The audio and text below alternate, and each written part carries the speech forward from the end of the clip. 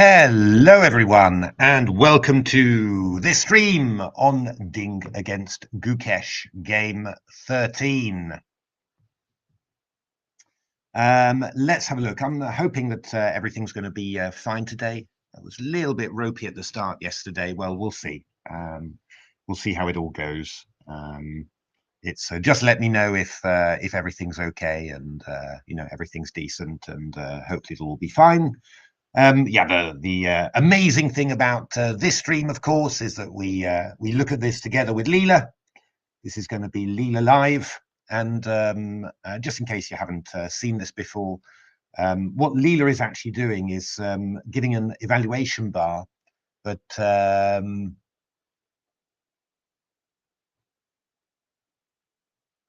yay! Well done, Tony. Brilliant. Well done. Fantastic. Well done, Tony. Always good to break a streak like that. So fantastic. It just shows there just one good win always just makes up for any amount of losses, really, I have to say. That's always been my experience in tournaments. It's really weird.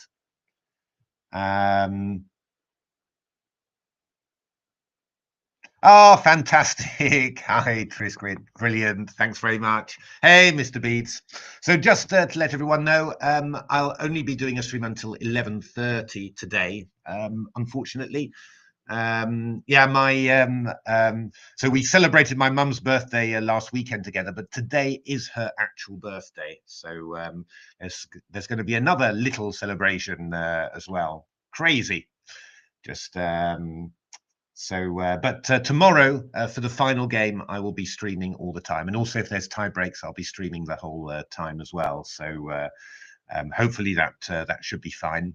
I'm kind of expecting quite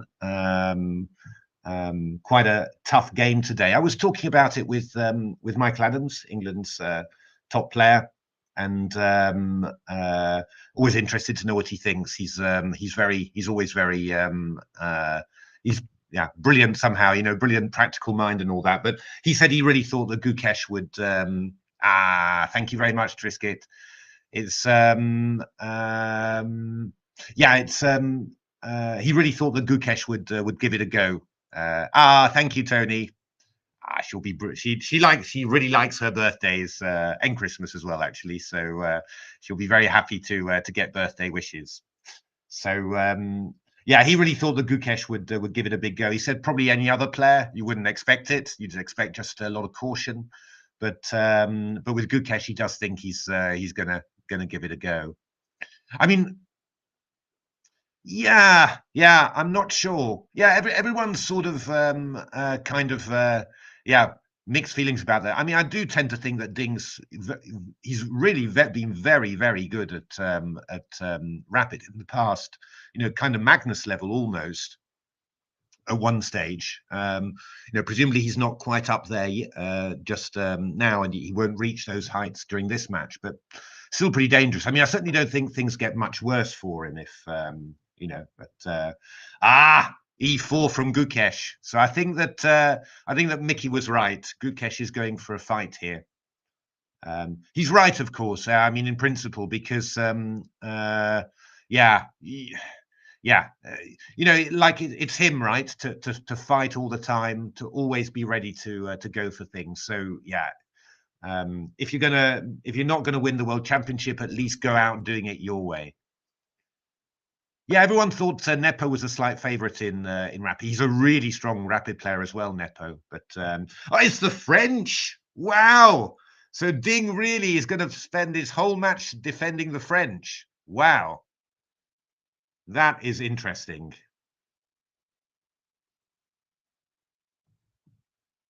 He's not going to play the winner, is he? He's having a little ponder there. That would be amazing if he played the winner. I wouldn't recommend it, though. No, it's the good old Steinitz classical. Knight FD7. Knight C2 again. Wow! So we're really we're basically going to see what Ding has got prepared as an improvement. Hey, Max, how are things? I mean, in principle, it's a better situation for Ding in a way, because I mean, even if he loses this game, he's still got a wide game in the last round to try and make something of it. So yeah, the Rubinstein would have been quite interesting, to be honest. It is pretty solid. But yeah, Gukesh doing a slightly different move order, right? He went f4 last time. Yeah, now he can decide. He can play f4 here, which or he could play a move knight f3. Oh, ooh, a3. Ooh, that's quite interesting.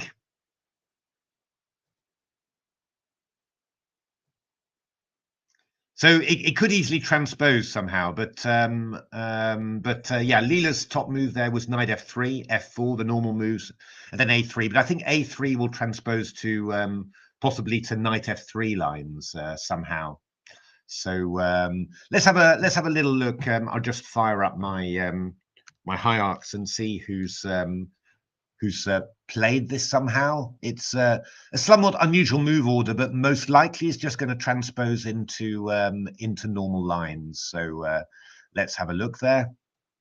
I always associate knight c2 with Vichy, actually. Yeah. So, oh, a3 gets a dubious from the hierarchs book. Funnily enough. Let's just have a quick look at chess base and see what we've got there. I'm not quite sure. Somehow with the hierarchs book, I have a difficulty seeing which games have been played in there. Somehow, I've worked it out once and then not since. So time for a 40-minute. Okay, so yeah, I mean, who's played it? Gatakamsky has played this as white in 2024. But actually, nobody good has done this. And I don't think this is really Gata's main. He's normally more a London system guy nowadays. I mean, obviously, top players can play everything, but he's kind of, he's he really is an amateur somehow. So and he really tends to play blitz nowadays. But yeah, this is sort of 40 games in chess base and not many in the hierarchs book. But it must be said that what we're expecting here after a3, we're expecting some sort of transposition to knight f3 system. So I mean, white's got two main possibilities. He can play the move f4, exploit the fact that his knight's still on g1, and really go for a big center. That's been the played it in 2005. Yes, indeed. So that's kind of the traditional system, and that's what you see Vichy doing this a little bit. But probably with a3, what you're going to see is the knight coming to f3 and to here, and it resembles.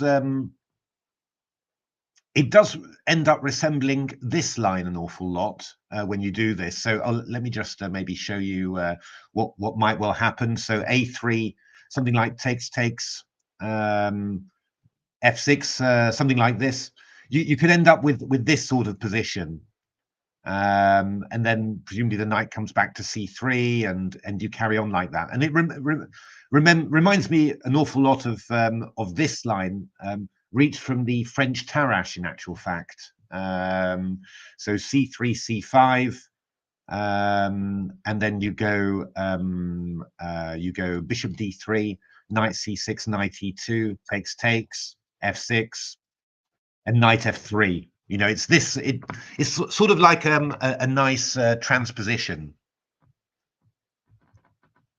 Yeah, no, that's right. He just, I mean, he's just the hierarchs book just tries to indicate, what are the most promising lines, and just feels that a3 is a bit inaccurate somehow. But yeah, I mean, I'm not putting a huge amount of stock in it, Blair. Really, I think, but just interesting, just to notice. Yeah, just always interesting, when players, sort of delving into the lower regions of engine recommendations, and they come up with something, and then you sort of see that it's also seen by at least by one major book as not particularly good. But this is the type of position that you might end up with, a type of structure anyway, this d5 e6 against a pawn on d4. And what would be the interest of that? Well, I mean, to be honest, after knight d2, knight f6 is the old line, but it's not really played that much by black. I wouldn't have thought, for example, that Ding had would have prepared this, he would probably have played a move like c5, you know, if which is thought to be a pretty solid equalizer. I've done all sorts of things there. Bishop e7 is a nice move. h6 I've also played. There's also d takes c4 back into the Rubinstein, but I don't think Ding would do that. Knight e7 is right out there. Even knight c6 is not too stupid against knight d2. So yeah, I mean, there are plenty of possibilities, but I don't imagine that Ding would have prepared this line. So you might have a chance of getting him into a structure that he doesn't always sack the exchange on f3. Yeah. No, it was. Yeah, I mean, these lines are quite dangerous, but I never really liked them as black. I played them once against Akopian in the Olympiad Tromsø 2014. Good game, actually. I played quite well, I thought. But yeah, I mean, it was meant to surprise him somehow. I'd done masses of analysis just for one game, you know, done massive preparation, but it was meant to surprise him. And it kind of did as well. But yeah, you know, it was, I never really felt comfortable in those structures somehow.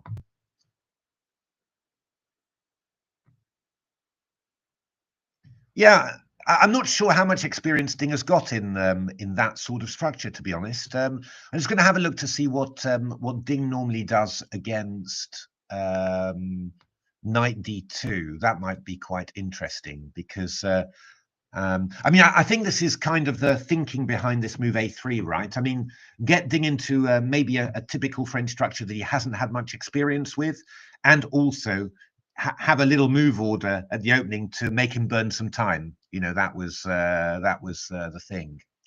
Okay, let's have a look. I'm looking at knight d2 and then having a little look to see what Ding normally plays in that. Just bear with me. Having to scroll for feels like years to get there. Ding, JKN, LNN. Ding. Oh, there's a Richard Ding, who's 2100, who's also playing. Oh, good Lord, these are old games of Ding. Oh, he was playing knight f6. Okay, he was playing knight f6 when he was young, very young. More graduated towards c5 recently. So basically, again, in this line, Ding did play knight f6 when he was very young. We're talking when he was 2400, 2008. But recently, he's played c5. So yeah, you might have a chance that this knowledge is quite old for him. Although, to be honest, I do believe that when you've played a line when you're young, you do remember quite a lot of good things about it. You know, and I think Ding's old enough to be getting into that stage that you remember things better that you played when you were a kid than when you were older. But okay, a3. Let's have a look at what Black's possibilities are. Just have a quick look first of all at what Leela's saying. So Leela's just saying c takes d4 and f6 and go for the structure, right? This is the structure that I was explaining. This is what Leela's saying, and yeah, just do that. So that's quite interesting. Other ideas? Yeah, a5. This is always a pretty typical idea for Black. Why do you go a5? Well, it stops white from expanding with b4 later, and might give you the chance of playing, as Leela's playing there, a4 and getting something on these light squares. Tends to lead to a much more closed game somehow, you know, and Black might also play the move b6, bishop a6 to try and get rid of the light squares. I find these positions quite difficult to yeah. Well, it's probably worth, you know, one of these days, maybe the time situation will play on Ding. So far, he seems to have, he's got a weird thinking distribution, but it doesn't really seem to have affected him. Maybe in game 12, maybe he was trying to speed up and got, you know, and got caught there. But I think they are, to be honest. Yeah.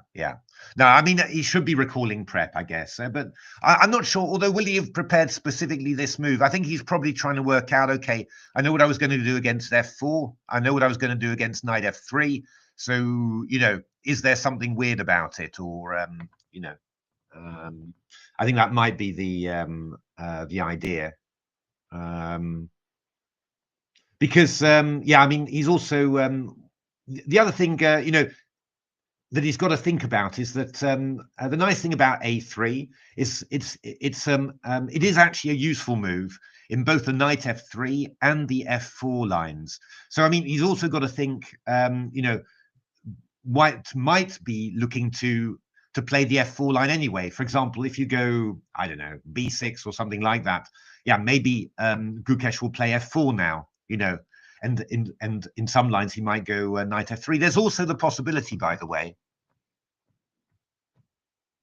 Yeah, a5 actually. Ax, I was gonna say that. It's a very good point. I think I wouldn't be amazed to see an a5 because it is a bit like game one, and you do wonder whether he was sort of preparing those sort of systems. Yeah, Ding may be thinking about that. Yeah. I mean, the other thing you've got to watch out for is that with this delay of stuff, you've also got to look out for this knight f4 move as well, which can be quite interesting. Attacks on e6 and threatens queen h5. I mention it because I play this line with black, or I've analysed this at least. The idea being that if you go something like knight f4, I play bishop b4 check. I think this is the line. Bishop d2 and then queen b6, something like this. But you know, you're able to protect the pawn like that and do that. When you play the move a3 knight c6, when knight c6 and a3 are included, well, you'll notice two things, right? First of all, there's no bishop b4 check. And secondly, there's no queen b6 to defend the pawn. And of course, this threatens knight e6. It also threatens queen h5 check as well. So I don't know whether, I mean, that's something that you've just got to think about. And I mean, I think it's normally even more dangerous when you play the move, when you play it without taking on d4 first. So I mean, Ding might also be wondering, just maybe be thinking about his lines for that, or just be trying to work out, you know, has Gukesh prepared something super sharp there? Because it's not impossible either. I mean, it's an interesting pointer. What you'd might do. I mean, I would be tempted if I were White. You know, if I had some sort of like super sharp preparation that leads to, you know, that an engine sees leads to a draw, you know, by repetition or whatever, you know, with best play. But you know, that might be not quite known by the opponent. I'd be very tempted to do that somehow. You know, just to put that stuff down and go for that. If it's a draw, then so be it. But it's a nice test of the opponent, you know. So yeah, something like this might be, you know, might be vaguely interesting somehow. I don't know. Yeah, I mean, there's all sorts of stuff that could be possible there. I mean, maybe knight takes d4 is possible in this particular line, because we're covering the pawn on e6. If queen d4, I could go f takes e5, knight e6. Got to see how we do that. I mean, e takes d4 would be possible. I mean, you're a pawn up, right? I mean, it's probably not going to you're not going to keep that, but that would probably be reasonably decent for black. I was wondering whether we could do something else lovely, but yeah, I think you just get queen takes d5 is threatened, and yeah, queen a5 we can just go queen d2 there, so that wouldn't be good news for you. And yeah, if you go queen h5 check, then we probably go king e7 there, and if you go knight yeah, knight g6 whatever, then yeah, we've got knight c2s in there, so that's probably quite good. And normally these lines end up being, you know, quite decent for White. They normally all work. So yeah, I mean, probably that works, but you've got to think about it. I mean, it's the reason why taking on d4, I think, is better than, I think after knight f4 immediately, you don't have this knight d4 thing, so it's maybe a little bit awkward. I mean, to defend this one, if you go knight b6, I just go queen h5 check, which is very annoying. So you might need to go queen e7 actually, but that looks a little bit. You look a little bit awkward there, although you never know. I mean, it might be all right, I guess.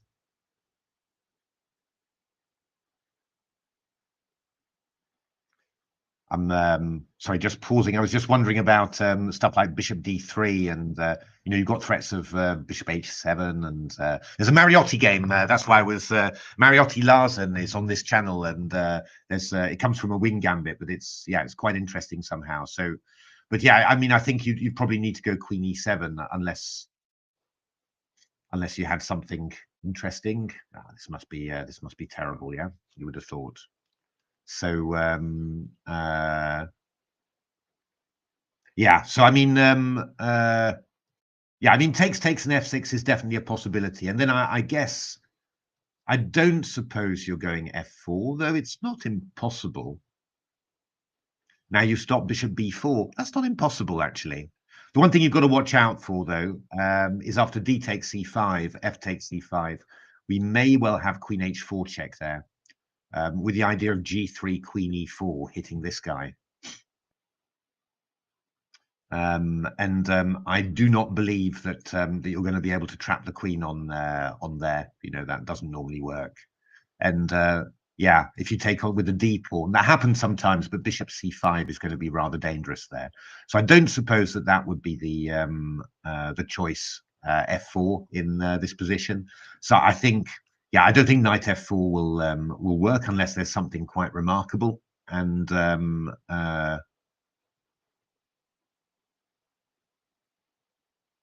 yeah, I'm just. Oh, sorry, I'm just pausing all the time. I was just wondering vaguely about taking and going queen d1. You know, you're dealing with a knight threat to c2, and then you're just claiming that this king's a bit weak. But yeah, I mean, I'm a French player, right? Any French player normally will just play something like this, and it's quite interesting. But maybe you can spend a little bit of time getting lost in that. But I think what the Gukesh would do would play knight f3, bishop d6, and then normally what you do is you put the knight back on c3 in these positions, castles. Yeah, and then I'm not sure. Bishop b5. This could be a position where Gukesh rather has got quite a nice. Hi, Guillaume.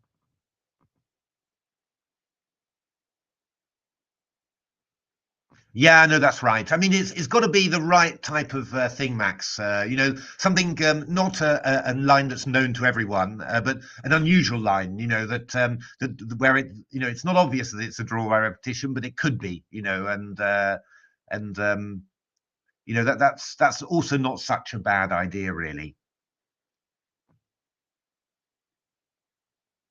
Hi, Gunter. Hi, Guillaume. C5 to c4. Yeah. Normally this is frowned upon a little bit. Oh, bishop e7. Ding playing very bishop e3. Wow, this is quite unusual. Quite unusual. Oh, it's top Leela. I wonder whether Ding's been going. I think Ding's been going at Leela again, to be honest, because bishop e7, bishop e3 is not a very normal move. Now, this is very interesting from Gukesh. This is very interesting preparation. I haven't seen this concept before somehow. So, I mean, Ding played quite quick. Well, 17 minutes. No, I mean, he's trying to keep things flexible. Obviously, I think Ding not willing to find out what sort of concept Gukesh has got prepared there. But this is quite sophisticated somehow. Yeah, this sort of system. So Gukesh is being incredibly flexible here. So Black's being flexible with bishop e7, and Gukesh is being flexible with bishop e3. So all options are still on the table, right? I mean, you could play f4, you could play knight f3, you could play a quick knight f4, bishop d3, queen h5 if Black castles quickly, actually. So you could even play b4 on the queen side, and that's a completely possible thing to do. So very flexible option here. Wow, very sophisticated this. And the reason for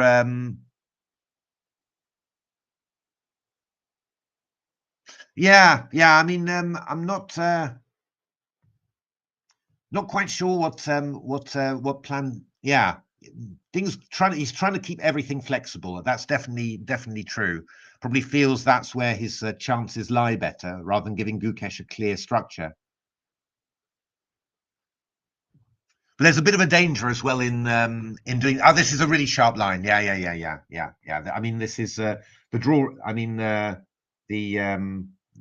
draw rate is going to be pretty low here. Yeah, I mean, we're really this is really very interesting indeed. This, huh? It's yeah. I mean, the thing about a move like Bishop E7 is that it's sort of flexible, but it is kind of. I mean, I think Gukesh kind of knows now that this is probably less likely now, this structure, because you put the bishop on E7 and you'd rather have it on D6, and that would be wasting a move. So it's not impossible, but that sort of structure now is going to be less possible. So what are we going to be looking for here for black? What will black do? Well, if we're saying that c takes d4 and f6 is unlikely, we're not going to see quick castling. Ding is not going to put his king on the king side quickly. So that means that he's got some ideas for the queen side. That must be. Yeah, no, Diaprola. It's a really sharp, very sharp line. This. So, I mean, I would say that a5 is pretty much. That's definitely the main move.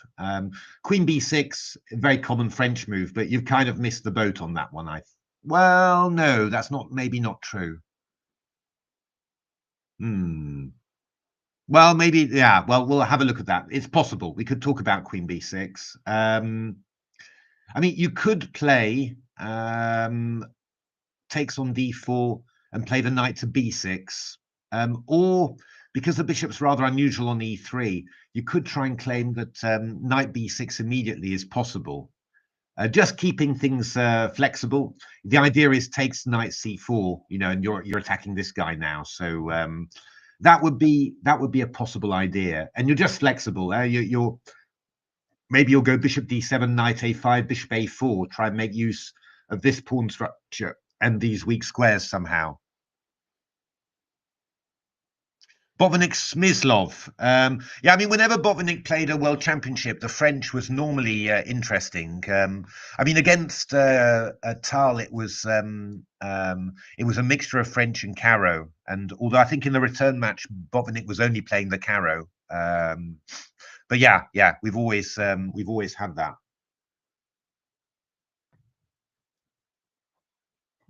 Queen b6 preferred move. Okay, let's have a look at what Leela's saying. Just trying to think any other ideas that black has got. No, I mean, I think it's going to be something with a5, maybe queen b6, maybe knight b6. I can't really imagine that black would do very much else. If we're talking about unusual moves, maybe a knight a5. I mean, a b5 is not completely crazy. I'm always keen on these ideas. Get a quick b5. When white's got knight e2, to play a quick b5, b4. But I think it's unlikely. The only thing that you do have to mention here is that, yeah, you might have to watch out for a quick kingside attack here, because I think that's that's also what Gukesh is teeing up for. Moving the bishop to e3 means that he could move his knight to f4 quickly and play a quick queen g4. So no, Daniel, b5 is very rook b8 is a bit Ivanchuk-y. Ivanchuk's done this before. It's a little bit very subtle maybe, but b5 is not stupid either. And yeah, we need to see what white would be doing there. We do have to be aware of this idea though of a knight f4 followed by queen g4 or maybe a quick knight h5, especially since black's played bishop b7. Knight h5 could be interesting. I mean, b5 here, knight h5. This could get crazy somehow. Yeah. It's when basically the only conclusion you can say about something like this is that you really should have prepared it beforehand and you shouldn't be playing it. I mean, these are great ideas somehow. Yeah, the idea bishop f8, knight takes e6, queen takes c6 mate. This sort of thing. Let's have a look at what Leela's suggesting. Queen b6. Yeah, now this is interesting. Yeah. Oh yeah, but this is Chucky gives some of the best interviews. Yeah, yeah. This is a pretty crazy line. Yeah. Now it's quite interesting actually. The reason I stopped when I was saying Queen b6 was that you know, I thought that after b4, well, takes on d4, takes on b4, takes on d4 is much more natural. Takes on d4. I was thinking, wouldn't black have a5 here? Yeah, Leela's yeah, but this line is crazy, Diaparola. So yeah, probably Gukesh knows it, but I don't think Ding will somehow. I don't think Ding knows any of this. Basically, I think he's definitely on his own. But after a5, at first sight, this looks really quite interesting, right? Because you know you can't hold the pawn, and here and takes is looking, well, it's a bit ridiculous, right? You know, you've even got a weak pawn on here. But White's idea here after takes is to play the move b5. It's just like a wing gambit, and this is so typical for engines in French lines. You just give up a pawn. As long as you keep these guys solid, then you can give up any amount of pawns. I mean, there's a lovely game in Silicon Road for Chess Improvement where Stoflace really used to be one of the most creative engines, a bit accident prone, but very creative. A little bit like young Leela or young AlphaZero somehow. Yeah, it's was very much into to giving stuff away. Yes, that's right, Daniel. I'm coming to that. That's right. b5 is the key idea. And after queen b5, knight c3. Now, if you go queen b2, I win the queen with knight a4. So you go back to b6. But basically, this whole structure now is completely solid. You've got no more ways of undermining it. And White's got a lovely square on b5 for the knight. You know, so you can do all sorts of things. I mean, I'm not quite sure what the best is. I mean, you could go, you know, put the knight on b5 and look to play queen g4, knight e2. You could just play a knight f3 and play bishop d3 and h4 and all that. But basically, White's completely comfortable. Doesn't even bother about that loose pawn somehow. Yeah, that's right. Give up pawns in the French. Stop the light square bishop. Keep that center. That center, or rather, even more importantly, more specifically, this pawn on e5. That's the key. I mean, you often see the engines giving up the d4 pawn somehow. Yeah, but keeping that e5 pawn. You know, it's just really. I mean, you know, the wing gambit, which often leads to French structures of pawn down, gets really a lot. Yeah, that's difficult. That's when it comes down to good intuition. That's when you need a good coach or a good practical player on your team who's got that great sense of, is this difficult or not? Because it is quite difficult to see. But I mean, you can also say that this move, I think any player will tell you that you sort of say, oh, you know, this is going to cause some puzzlement from the opponent because it's so flexible, right? You know, any opponent who has a little bit of think about it is going to start seeing lots of different possibilities for White and seeing that it's a very flexible system. So yeah, Leela's obviously looks like Leela's having quite a lot of thinking about it. Let's have a look at this crazy Leela line, by the way. So Leela wanting to play f6. Yeah, I mean, presumably Leela's sort of thinking that, okay, I maybe wasted a move with bishop e7, but okay, I can because White's a little bit loose on the queen side, I can do this. But yeah, Leela going for this knight f4, d4, queen h5 check. Whoa, knight f4. Whoa, king d8 allows knight takes e6 checkmate. Wow. Yeah, I don't think Ding's going to guess this, right? No, Ding's not going to get this. Oh, this is like Leela at odds, isn't it? This sort of thing. We take on e5, we take a rook. Wow, look at this. Look at this. What a line. We've already got perpetual check with knight g7, but with rook f8, queen e5. Oh, it's an opposite color bishop ending. Oh, wow. What a line. Yeah, you can't. It's hard to know, right? Who was it? Yeah, Lev Aronyan was saying that for these cases, he's got a friend. who's no longer a professional chess player, used to be quite decent, around 2600, but no longer plays. And when he's looking at a line, he likes to just call him up and say, let's play a couple of practice games. So the guy hasn't seen anything. He doesn't know what Levon's analysing.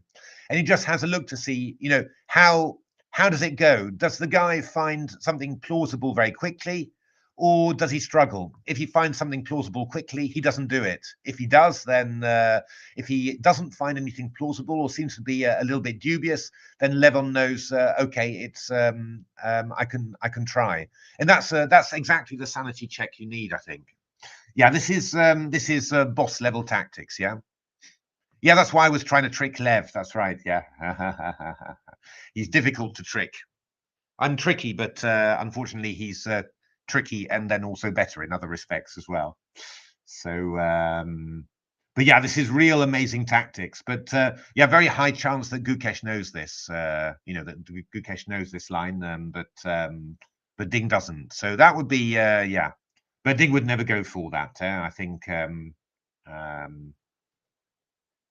Yeah, f6 feels to me like a somewhat unnatural move if you've already played the bishop to e7. If you're going to play f6, you would have done it earlier. So I don't think that this is, I don't think any of this is likely to happen somehow, but yeah. I think a5. Oh, c takes d4, c takes d4, b5 from Leela. Knight f3, queen b6. Possible. What does Leela think about b5 immediately, by the way? Funny, Leela just wants to take on d4. Yeah, I mean, the problem is with b4 is that we take with the a pawn, and then once again our center is supremely solid there. So I think that's why Leela doesn't like that. But that's quite. Oh, Leela does the thing in reverse, right? We showed this idea of just going b5 to get the square on b4. Leela does it in reverse. This is very interesting, actually. This would be a nice idea if you could find it. Plenty of little compensation there for black, you know. This would be a lovely idea if you could find it, I have to say. b4 and b3.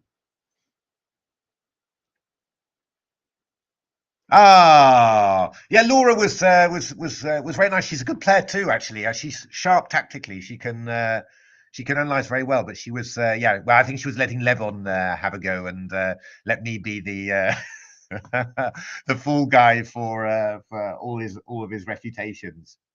It was nice. It was nice. I enjoyed doing it with that, and I also did it. I did the candidates back with Irena. So is she from Thailand? I think she's living in America, but she's from Thailand, I think. But she's really sharp, actually. She's really good tactically, you know. No, but this is really unusual, Jadra. This is really unusual preparation. This is unlikely. You would have to be going very deep to have found this. I think so. I don't think Ding knows this at all. He's really trying to figure out what to do, and it's not so easy. Yeah, that's right. No, I got him. I got him maybe a couple of times, but yeah, it's tricky. It's tricky. He's a very good player, very good practical player. Yeah, no, that's true. Yeah, Irena Sukanda. Yeah, she's a lovely person, and yeah, really strong tactically. She really is. So I kept on getting caught. I kept on getting caught all the time. You know, getting carried away, and she's just pointing out little things like that. Yeah, she did it really, really well. I thought she was really fantastic at what she does there. Yeah, I'm worried about castles, to be honest. We'll just have a look at what Leela says. Yeah, the thing that's worrying me about castling is that White's going knight f4, and then we're going bishop d3, queen h5 very quickly. I'm really, really, really worried about that. Right? I mean, I think I'm like much worse after that. So yeah, I'm not happy about that. Actually, I just check whether I think that's the whole point of the prep. I'm just going to check whether bishop e3 has ever been played. No, it's never been played. been played. So, I mean, in all fairness, it's a novelty, right? F4 had been played, knight F3, knight F4, but bishop E3 is kind of is very, very unusual here. So yeah. So I mean, I think it's yeah, no, he's very entertaining, right? He's very, very entertaining. Yeah. No, he's a great player as well. He really is super. It's yeah, I mean, I guess maybe just not quite the ultimate character in order to be world champion. Then maybe just a little too playful somehow. Yeah, not quite. I mean, yeah, he's worked incredibly hard in his life, and done amazing things, but just not quite there somehow. But yeah, brilliant. Definitely one of those, in line for the title of strongest player never to have won the world championship somehow. Yeah, no, I mean, Ding, but I think Ding's right in this position. He should be spending some time to try and figure it out, because I mean, it's really the danger is that you're gonna deal with one of the two possibility, you're going to deal with maybe two possibilities and then get caught out by the third. That's the problem. So I have to say the favorite line I've seen so far is to do this. In terms of doing something that the opponent might not have expected, just weaken the queen side, give up the pawn, then you've got the rook open, and you've got the b4 square, and you've got bishop to exchange off the light square bishops. That would be my all-time favorite line, I have to say. Everything else feels a little bit scary. Queen b6. I don't think, to be honest, that I will ever see Ding playing this. Once you see a5, b5, you're just very dissatisfied with the position, because well, I mean, you'd like your knight coming to b6 if you don't want your queen on there. And something like f6, when you can see already that f takes e5, d takes e5 will open up the line of the queen. I don't think you're doing this somehow. I don't think you're looking to do this. I don't think so. I don't see why you'd ever think you could do this.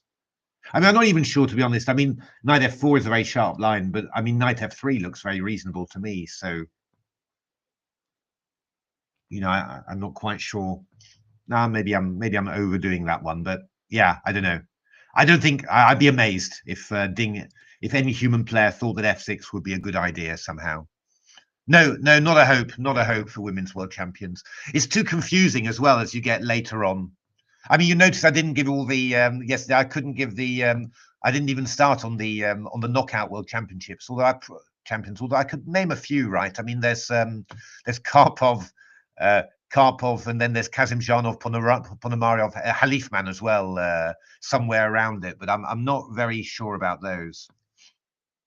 The women's world champions, I mean, obviously Menchik to start with, but I'm not sure. Yeah, there's Bikova in there as well, but the names I'm not very sure about, to be honest. So it's. I did have a look at some of the games of the early women's world champions, after Menchik, basically, but yeah, it's at some stage you get to Alexandria, and then Chiberdonitsa, and then afterwards it's Zuzapolgar, Xiun, but I'm a bit hazy after that. Somehow the women's world championship has changed format very, very often somehow, yeah. So it's been a little bit hard to keep track. And the women's players before Maya Chiberdonitsa, basically, or before Nona Alexandria were not that well known somehow. So I did take a look actually at the women's world championships between and the candidates matches with oh, good Lord, I can't remember the name. Just because Mark Dvoretsky, he did a lot of coaching of the women's players during the candidates. He was second to Akshamurova. It was Boris Gulko's wife, later wife, and he did some fascinating things about the adjournment analysis and all of that, you know, and it was really, really nice. It was really great, and there were some really good matches actually. Definitely would be worth writing a book on that. You know, some very interesting matches in the in the candidates finals, and also some of the Women's World Championship finals as well. You know, in the Alexandria Chibodanitsa era somehow. But yeah, you know, it's. Again, it's one of those other book projects that I'd really love to do one time, but yeah, I'm not going to do it anytime soon. Yeah, maybe I'm not sure how interesting that would be for. Yeah, maybe it would be. Yeah, but just you tend to notice that the chess history is getting somewhat less popular somehow. Yeah, I think. No, really, your neighbor. Wow. The one or somebody with your name? Oh wow, right, okay. Oh, brilliant, Daniel. Yeah, no, I mean she's a very good player, right? Dvoretsky was very, very complimentary about her. He thought she was a really, really good player, you know. But he said a bit fragile up and down, sort of a bit of a time trouble addict, and yeah, you know, just not a stable level of play really. But he found her a very strong player. So yeah, no, it's just but you don't notice that chess history. Oh yeah, definitely. Yeah. Definitely. I mean, really, the preparation is super interesting. The preparation, and you know, back in the day too. I mean, it was when there was enormous amount of preparation and prestige for Women's World Championship in Russia at the time, and China as well. I mean. So yeah, I mean, I've done I mean, on the channel there's like 25 videos in total about the women's candidates, various things, you know, and it's really interesting. I mean, some really good prep in there. So yeah, she's in her 70s now. Yeah. Wow. Oh, brilliant, Daniel. That's really nice. Oh, I've never met her, so I don't know her, but I just know of her, and I always remembered, you know, what. Um, she was very close to reaching the finals there, but just got practically outlasted, really, you know, in the match. But really, yeah, of course, amazing life as well, right? I mean, they had a enormously tough life together with Boris Gulko and all of that. But yeah, oh, fantastic, lovely, Daniel. Let's have a look. So what do I think? I mean, normally speaking, I'd say that A5 is what Ding would do in this position. It's sort of a main move. You've made your one, but I guess he's a bit worried. He's thinking, what has Gukesh got prepared? Because Gukesh will be expecting him to do that. And yeah, knight f4. This is a little bit worrying, right? For white. I mean, I think he'd be delighted if he got something like f4 or something like knight f3. But I think he'd definitely be slightly worried about these sort of possibilities. This is very much crazy Leela, right?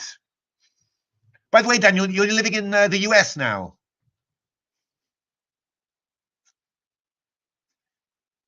It's studying there or working. So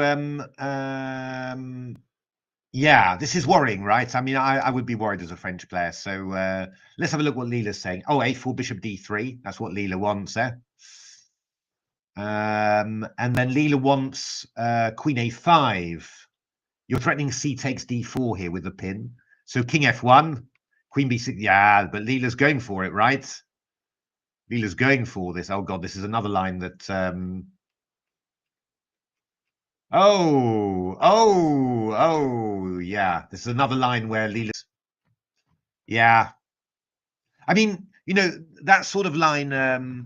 Oh, Jerusalem, Israel. Okay, sorry, they live in Jerusalem today. Okay, yeah.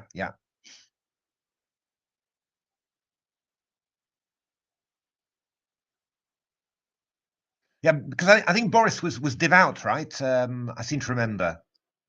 Because certainly when we played the US team in Elista 1998, there was something with the Sabbath there that I don't think he was super strict, but he was quite strict somehow. So, but yeah, what I'm a bit worried about with this line, to be honest, is that the length at which Leela is going to try and justify this play for Black. It makes me worry a little bit that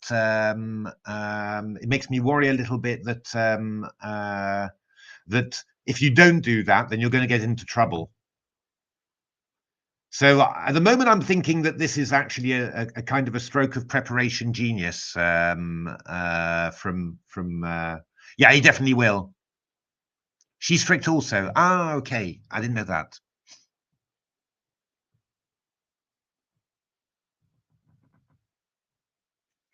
It's I'm getting the feeling that that this is really good preparation from Gukesh. Really good. Loads of flexibility. Real Leela preparation. I'm pretty sure this one's come from Leela as well. If it's come from crazy Leela, then God help Ding if he goes into one of these lines. But it's really flexible, so a lot of opportunities. There's got that touch of venom that you're going knight f4 and can bring the queen out to attack the king side. And yeah, it's just very unclear. It's just very unclear what Gukesh is going to do next. So this is quite horrible, actually. This is really good prep. Really good prep. So Gukesh has really, I'd say, opening battle. Well done, Gukesh. And I'm not surprised that Ding's thinking a long time. I would definitely be thinking a very long time here with Black, and I think it's correct, right? Of course, the question is whether you find something, but you need to do something. And if I was Ding, I would be trying to start looking around the edges about what can be done. I mean, one thing that we haven't looked at yet, knight b6 maybe is interesting. That does feel, by the way, as if it's somewhat countering the bishop on e3, you know, so it does feel very much like that. Let's have a look what Leela's got prepared. Yeah, that would be the easiest, but it's not obvious, the whole idea. So yeah, not easy to find, but that would be either b5 immediately or take some b5. That would be my choice. It's very well known, actually. And I don't know whether you know the line. There's a really strange book, and I'm trying to think what the name is. Something like Weird Gambits. It's not. It's by Russell Enterprises, not a main publisher. And the author is not a well-known author either. But he was looking in this French Tarrasch. He was showing this line with b5 as a pawn sacrifice. And ever since, it's very interesting. Yeah, queen b6. Ever since seeing this line, I've wanted to play b5 in pretty much every French. That's why I'm just thinking of b5 automatically now. No. Ding is not prepared, I don't think. But this is a novelty, and it's really good, brilliant. You've got to give credit, and you've got to, you know, this is world championship level preparation. So you know, there's not, you don't need to criticize necessarily, yeah. And this is not bad time handling from Ding. To be honest, he should be spending a lot of time here because this is very tricky indeed. So but the next thing, of course, is whether he comes up with something good. But how about knight b6? Let's have a look at that one. Knight f4, bishop d7. This is quite interesting. You're looking to play knight a5 and bishop a4. That's what you're looking at for. So, and I like it in a way because you're sort of you're trying to exploit this move, right? Just coming here and getting these squares. Then what Leela wants is the obvious move, b4. That's what you do in these lines. You get ahead of it, you stop the knight coming to a5. But then rook c8, bishop d3, knight c4. This could be interesting, right? This could be interesting. But again, we're making use of this queen g4, knight e2, and we've got ideas like h4 to h5. This is really sharp as well. The problem is that Black's not set up great at the moment to make use of these light squares, but it could be an idea. I mean, the out there possibility, and it's already been mentioned by the chat, and I rather poo-pooed it, I'm afraid, but I'm starting to think that might not be impossible either. Maybe not immediately, but on the next move would be to play the move c4. Because at least it's not, it's unlikely to have been prepared too much. And Leela sort of doing the old typical queen, king shuffle, queen maneuver. Queen holds the king side, the king moves over to the side. That's not impossible. Absolutely not impossible. C takes d4 from Sese. Oh, let's have a look at analysis.sese.net. Let's have a look what Sese likes. Oh, he wants this move with b5, b4. Interesting. Yeah. It's he doesn't quite want the pawn sacrifice, but he wants this. Yeah. Something like this might be good. It's not easy to see, though, to be honest. Oh, what present you wanted? Oh, Max! Yay! Great, fantastic, Max. Thanks very much. Yeah, I mean they're all kind of lots of analyze games. Yeah, I mean it depends what you want. There's Silicon Road to Chess Improvement has got a lot of engine themes and also analyze games. That's basically Game Changer Plus, basically. Game Changer on a few years later when focusing mainly on the open source engines, although there's more AlphaZero in there as well. And then re-engineering the chess classics is all historical games, but then analyzed with the engines. That was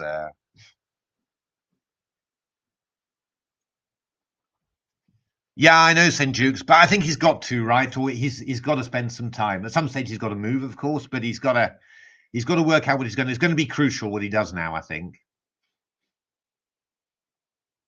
What do I think? I think he'll play some plan with knight b6, to be honest. I do think he'll do that.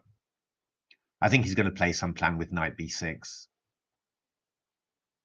I can't think he's going to do anything else. Kidnap Matthew for a few days. Won't come cheap, though, kidnap. It's yeah,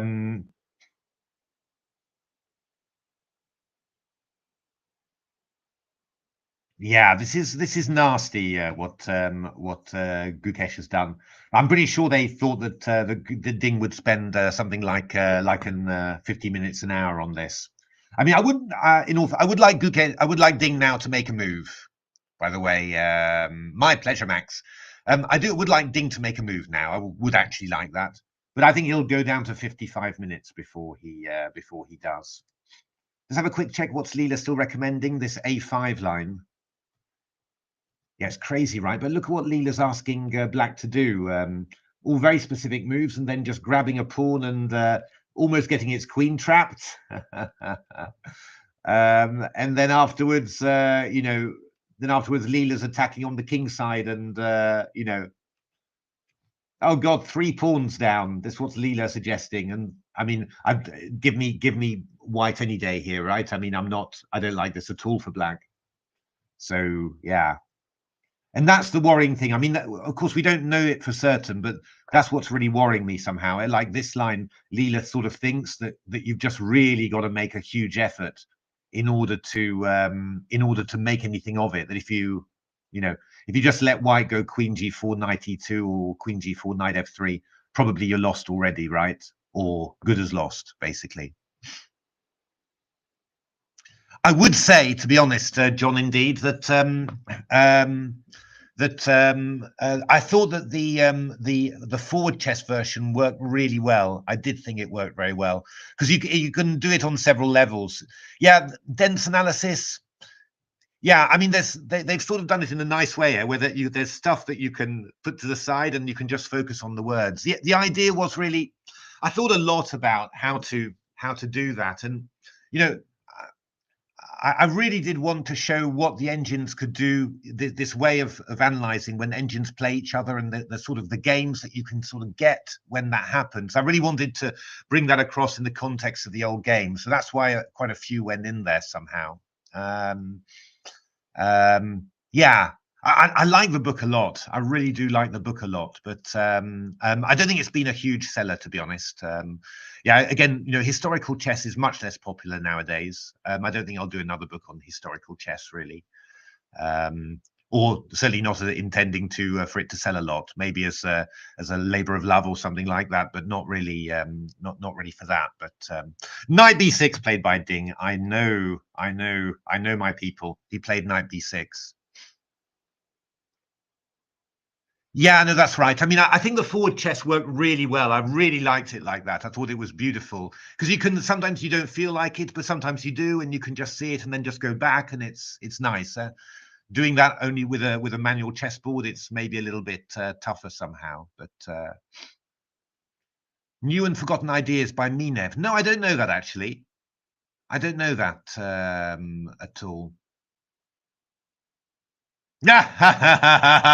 Danger Mouse. That's funny. It's yeah, knight b6 played, yeah.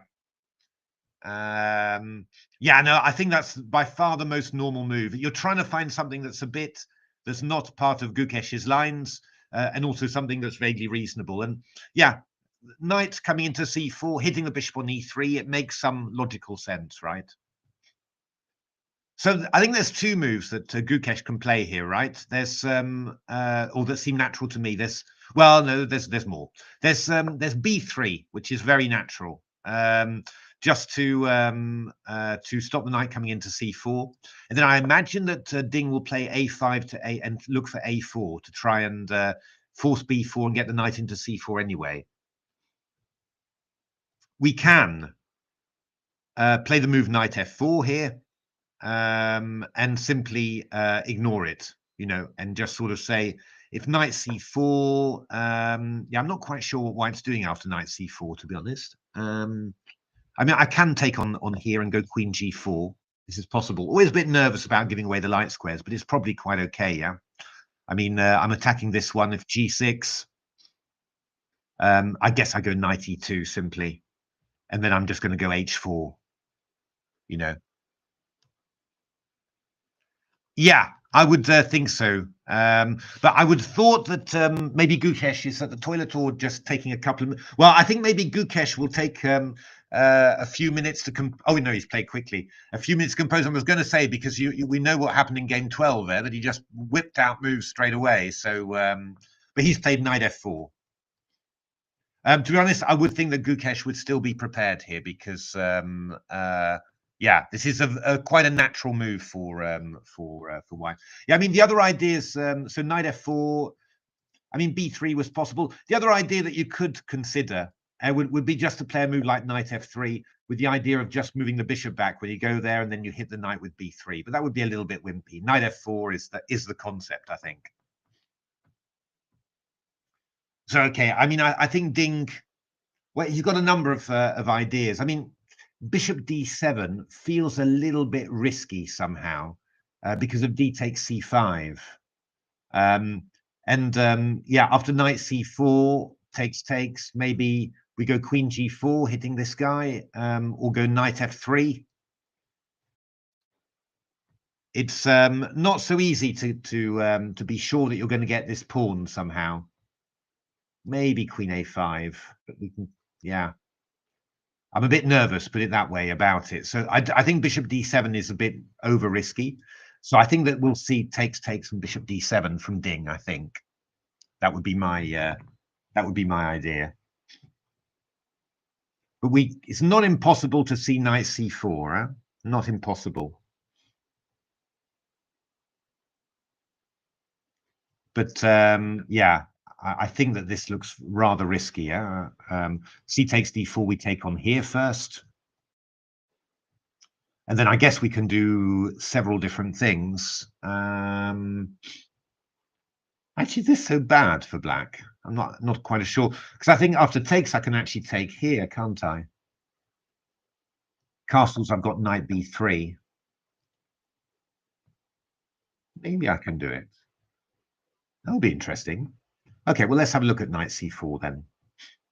So we're not going to go bishop c1. I'm pretty convinced of that, because otherwise you wouldn't weaken this square. I mean, black's going to have something like queen b6 or something. You know, it's just going to work. I don't believe that at all. We can go queen g4 immediately.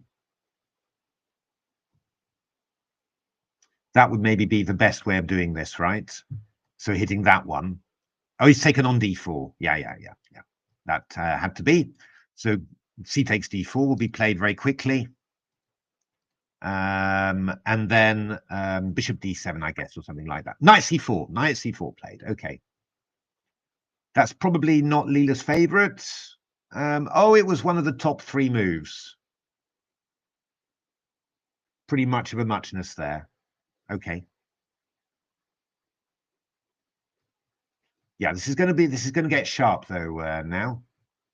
Oh, knight. Whoa! Sese is not happy. Oh, this is a bit worrying, right? This is a bit worrying because, although it must be said that Leela's, wow, Leela's also not happy, right? Now, 50% winning chances. Ooh. Thank you, Duilu. Yeah, no, to be honest, for me, my audience numbers are pretty good. It's, and of course, I haven't been doing every single bit of it. I mean, like today, I'm doing 2.5 hours until 11:30. So, and I mean, there's so many other good players, right? I mean, you've got Anisha covering it, you've got Naka often covering it, and all of that. Magnus Summaries, and it's but this is this is quite worrying then. I'm even more worried when Stockfish is well, you're always worried when Stockfish is worried. It just means the tactics are working very nicely for White. So, but okay, I mean, it's not an unreasonable move. But now we're going to see Gukesh's prep. This is not necessarily a natural human move to do it, but yeah, I mean, it's very much if you say bishop e3, then you're going to be playing bishop c4. That's the B takes and takes. But this is quite interesting, actually, because I was sort of thinking that maybe knight takes d4 worked here. But looking at Sese, they do not want that at all. And looking at Leela as well, they do not want that. So there must be something here. But it's not that obvious, put it that way. So I mean, if I went queen g7 here, then oh, wait a minute. Well, I guess what Gukesh might do, he might go queen. No, he won't go queen g4 because we've got queen a5 check here, I think. Obviously b4, whatever, just it's terrible. So you can't do that. You've got to take on c4 first of all, and then afterwards you've got to go queen g4. So yeah, this is the first question, right? Knight takes c4. Why couldn't we do this? Because queen g7, we've got a couple of ideas here, right? I mean, we can go rook f8. We can even throw in knight c2 check, king e2, and then go rook f8. Although I'm not necessarily keen on that. But I'm not 100% sure. I mean, this is potentially quite interesting, this, yeah, because put it that way, I mean, I'm not claiming to be a genius, right, or anything like that, but yeah, castle queenside is possible. You can go knight b3, king c7, queen c7, I guess. I'm sort of wondering about these. I suppose the question is, can we do something like this somehow? And get a quick knight f6, but I mean, maybe queen c7. I could go queen a5 here as well, and I can have a queen a4.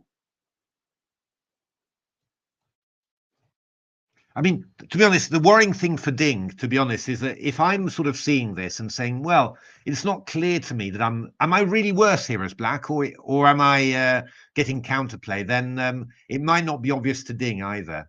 I'm guessing that this sort of stuff is all just somehow safe. But it's not totally clear to me, right? I mean, this is going to be dangerous, but it's not 100% clear to me that that's absolutely true. I mean, c3 or something. C3 looks really dangerous, right?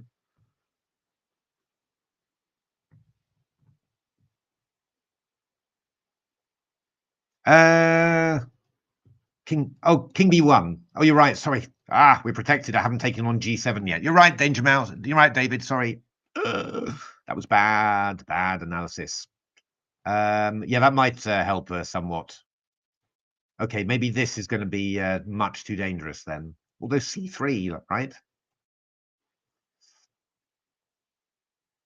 Or maybe queen h7. I'm trying knight g7 checkmate. Oh, that could be really strong. That could be very painful. Bishop d7.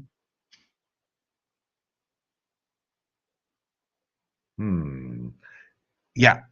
King b1 is definitely better, but this is quite kind of murky. This really. I mean, I'm not 100%. You know, I'm not 100% clear about it somehow. But Gukesh is thinking, right? Gukesh is thinking. How long has he been thinking already? 5 minutes 40. Interesting. Kind of surprising as well, really. I mean, it could be that he's thinking of game 12 and saying, think of game 11 and saying, okay, let's stay zen and just, work it out gradually and take our time, go through the lines, and we'll play it. I've got an hour advantage, no need, or 50 minutes advantage now, no need to go. That could be. But it's quite, yeah. But if he has to work out these lines at the board, if somehow this isn't in his preparation, then... Well, what's the worst thing that can happen is, in terms of preparation, is that you say, is that in your lines you've got, it would be indeed, yes, absolutely. It could be that in your lines you simply got knight c4 immediately is bad because you just take and go queen g4. And now all of a sudden you're saying, hey, but wait a minute, oh no, he's done it. D takes c4, and now I think queen g4 is going to be whipped out. It must be. You don't play bishop c4 in order to play knight f3. I don't think. No, I mean everything else is just is not really it somehow. So queen g4, that's got to be whipped out. Yeah, I think maybe settling his nerve. I think so. I think John as well. Yeah, I think that's. I think he would be mindful of game 11. I certainly would be. Yeah, if in one game earlier, just out of nerves, I sort of played some stuff too quickly. So I would be, sort of. I would have told myself before the game, just gotta relax. Hi, John. Good to see you. Just until 11:30 this stream, I'm afraid, today, John. I've got a second celebration of my mum's birthday for lunch, but so yeah, I'm a bit afraid I'm going to be missing some crucial stuff somehow, but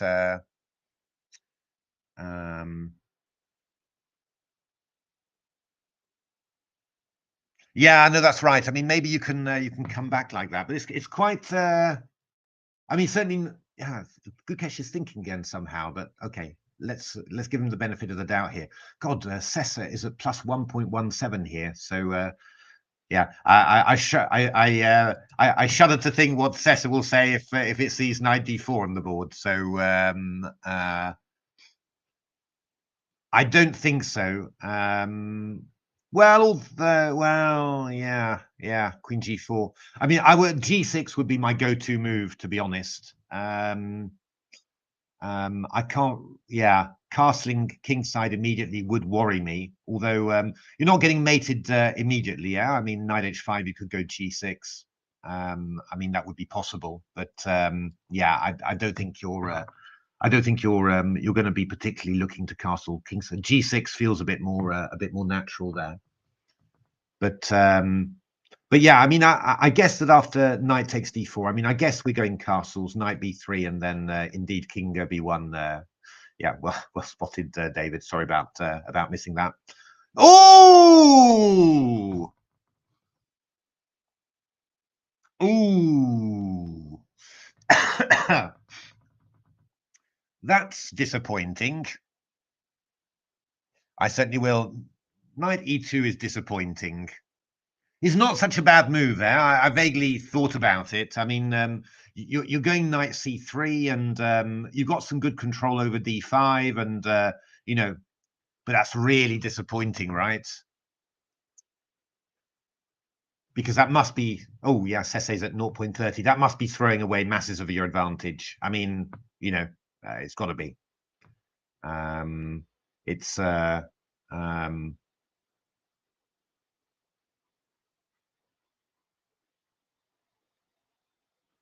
yeah, that's really but okay, I mean, it's a very unclear game now, and I mean, Leela still thinks that white is better, right? I have to say that Leela's line wasn't the first one I thought of. I mean, I was thinking more in this sort of position. I'd be thinking about playing something like b5, to be honest, maybe even immediately, right? And going for the, I mean, yeah, to be honest, I mean, I'd be with black, I'd be sort of thinking, could I even Queen's Gambit accepted style play something like this and just get my bishop developed really quickly?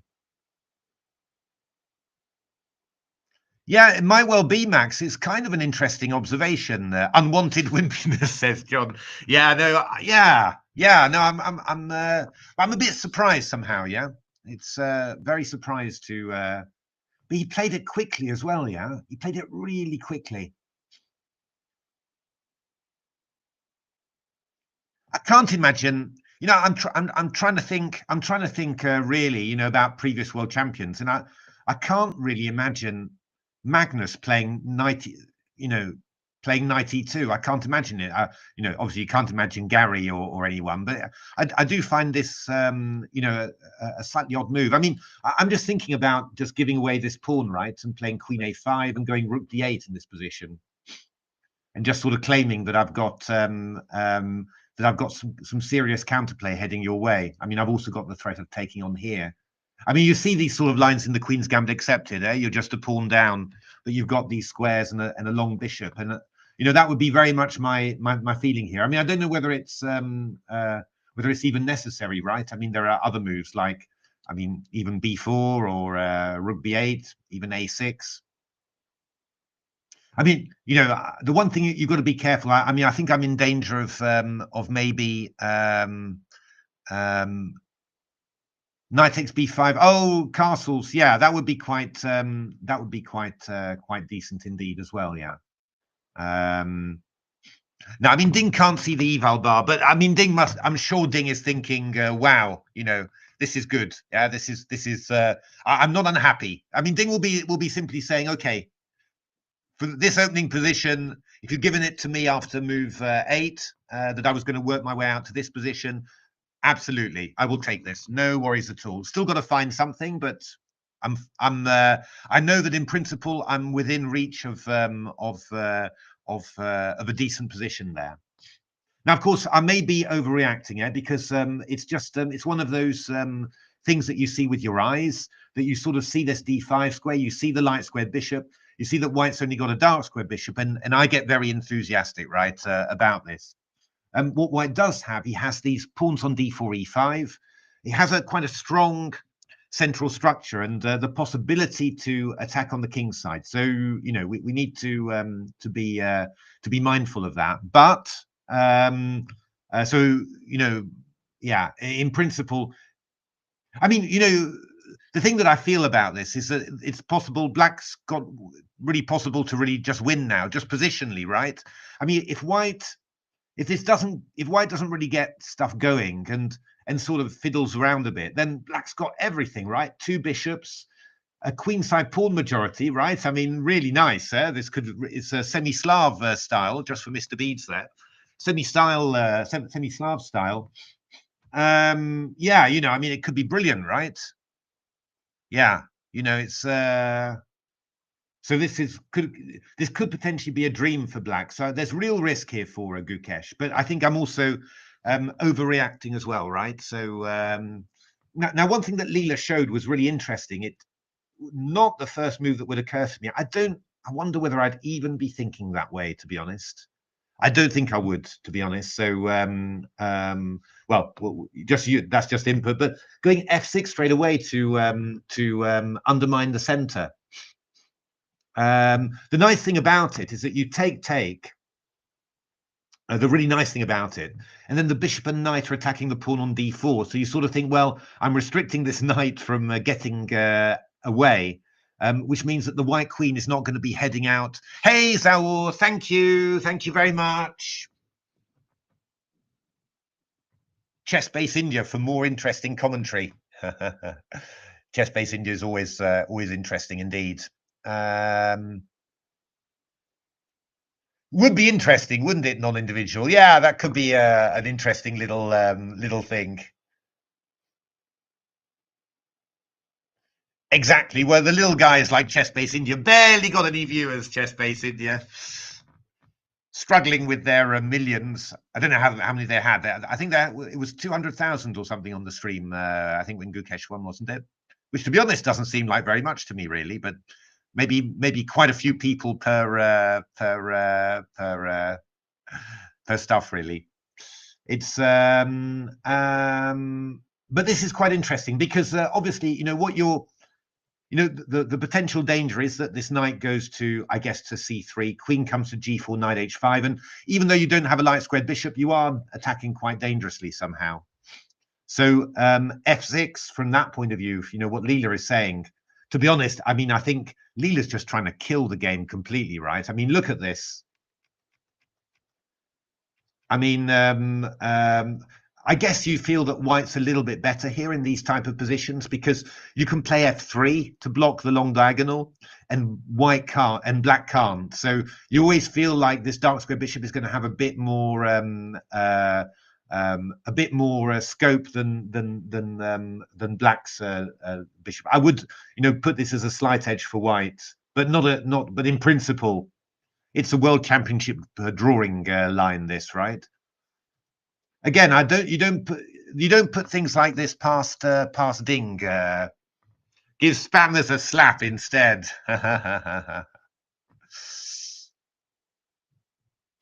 But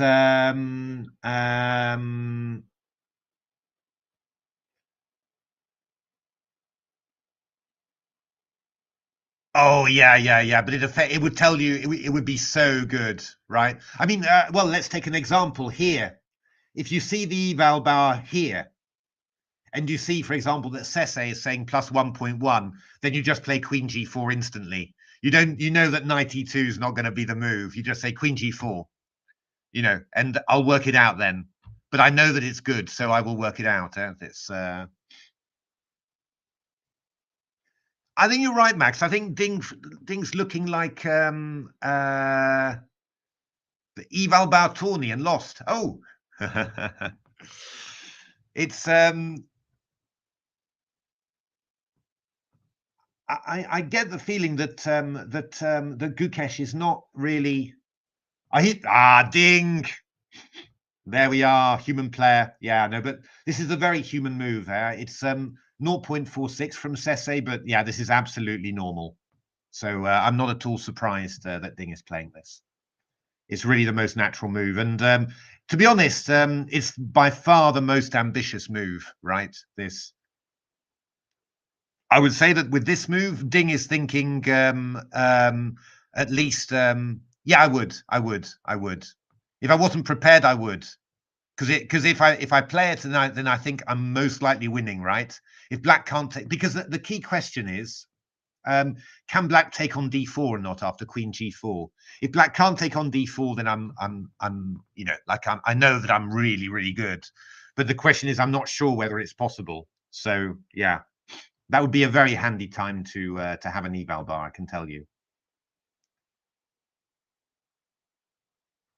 Okay, guys, I'm going to call it. I'm going to call a Ding win today. That's what I'm calling. I've got a bad feeling. I've got a bad feeling about this. I've got a bad game. Yeah, I've got a bad feeling about it. because yeah, but it's crucial, right? It makes it, yeah. That's right. It's a crucial move in the winner as well. Yeah, but you're not losing a pawn immediately there. I mean, I really would. I absolutely. If you offered me an eval bar, I would take it at that moment. If I'm right, and I'm pretty sure I'm right, then I've just got a big advantage that I'm going to push to the end. You know, it's yeah. I'm calling a ding win, to be honest. I'm a bit worried about Gukesh. I've learned, of course, that you can make any of these predictions, and if you're wrong, nobody cares anymore. But if you're right, you know. But no, I really am worried. I really am worried about this because I think, to be honest, I think we've seen Gukesh playing too fast again. Yeah, I mean, this is really, yeah. You know that this move Queen G4 is really, you know, it could be a killer somehow. Yeah, so you've got to sit there and work it out. And he only, how long did he take? He took just 8 minutes for it. It's not long enough. So I'm a bit worried that he's a little bit out of just like in game 11, that he's out a little bit out of the calmness range. But I think that Ding, this is a lovely position for Ding, simply, right? This is the sort of position he plays, right? Active, bit of imbalance. He Gideon. Not World Championship material. I'm not. I don't know. Who am I to criticize somebody who's at 18 is like 5 levels higher than I've ever been? It's I can't say that, but I mean nerves. And but I mean you know it's happened. I mean you could the times when this has happened to world champions is. You know, and you know, is legendary. I mean, look at Gary against Kramnik in 2000, right? He couldn't, you know, he couldn't sit and play any sort of normal position. The nerves were really hurting him somehow. Yeah, I mean, I think this was a nervy reaction, 92, and I'm a bit worried for Gukesh now. I mean, Gukesh has shown incredible, you know, the ability to hold himself together and pull himself together. But I think there's a bit of a combination here in that I think his nerves have made him play too quickly. And I think that Ding has got a position that he really, really likes. So I don't think that Ding was amazingly comfortable in game 11. It just wasn't the sort of position he likes. But this is lovely and classical. I mean, you've got loads of examples from the Queen's Gambit that looks like this. You're just licking your lips about this, right? For black. I really am. Yeah, or even Gary in '84, exactly as well. I mean, he learned somehow to play some long games, but in the beginning he didn't have that sitting capacity. Sitvlees, they call it in Dutch, sitting flesh, which is a bit distasteful, really. But it's you know, it's really that capacity to sit and absorb a long game. Really, you know, it's. Yeah, I mean, that is possibly, but it's a big problem there. I mean, I played. I mentioned it before. I played a game against the English player Stuart Haslinger, a grandmaster, who was another guy who thinks for long periods of time in the opening. It's really hard to keep your concentration somehow, you know, and really keep your focus while somebody's thinking that long. And then what sometimes happens is that, you know, opponents think a long time and then don't find anything. But actually, he, very much like Ding, was always thinking for a long time, and then he has some very unusual tactical ideas. And I somehow was thinking, oh God, do I need to spend just as long as him in order to find these and work out what he's trying to do? You know, it's very, very hard somehow. They're both very nice people. Yeah, no, it's true. They're both lovely people, really, you know. So Gukesh is incredibly nice. Spoken to him once, really, really nice, really, you know, yeah, for an 18-year-old, incredible, simply. And yeah, Ding looks very nice as well. So I mean, yeah, no, I'm happy whoever does it. I mean, maybe, you know, yeah, I don't know. I mean, if you're thinking about what would be best for chess, maybe a Gukesh win, I think, you know, considering how popular chess is in India, would give another enormous impulse, although I think that impulse is always going to be there, but it would somehow. Whereas with Ding, you do sort of wonder, is he going to play still after becoming world champion, or will he just retire somehow? Because he obviously finds, top level chess so, yeah, very draining and very tough. It is tough, right? But he obviously finds it particularly tough, so yeah, no, Max, it's that sort of thing is definitely true, right? It's you need to castles.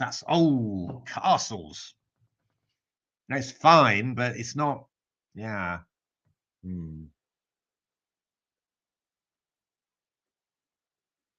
It's feeling a bit flat, this game from Gukesh, if you see what I mean. Yeah, no, Queen d4 is yeah, and lots of French positions there. It's really the key thing about that was whether if black plays g6 or castles, fine. I don't even need to think I'm playing Queen g4. It was more this line, which, to be honest, for Gukesh, it's not obvious, right? I mean, you can look at this position and sort of think, oh, how is this going? Is this really good for me? Because black's playing bishop d7 castle. So, you know, it's not quite obvious to me, whether this is winning. But I guess the key point is this move knight h5. If bishop d7, I can go knight f6.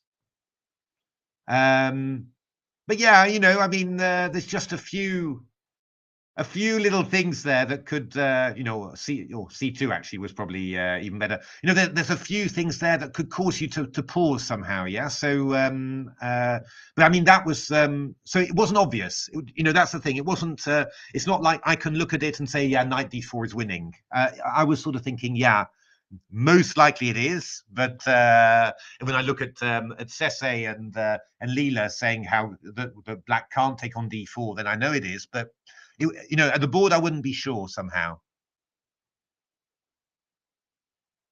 Yeah, I mean, sometimes thinking is really is really good somehow. No, I think Gukesh was planning to go for it somehow. Yeah, but there's a difference between playing safe and playing a bit passively, and this is not good. This is not right. It's not right. This. Well, Domo, I suspect, to be honest, that he was probably prepared for bishop d7, and his prep was knight takes e4 is too soon, and maybe even this move in his prep. But then he sort of started wondering about knight takes d4. It wouldn't surprise me, something like that. But yeah. But castles feels flat somehow. Yeah, I mean, let's go knight c3, right? Let's still give ourselves the chance of going queen g4 quickly. Let's put some pressure on. Let's get our, because you're not going to put the knight on anywhere else, right? You're not going to put it on g3. Why would you have two knights aiming for this square? You're not going to do that, simply. I don't believe it. So, yeah. Okay. What's Leela saying?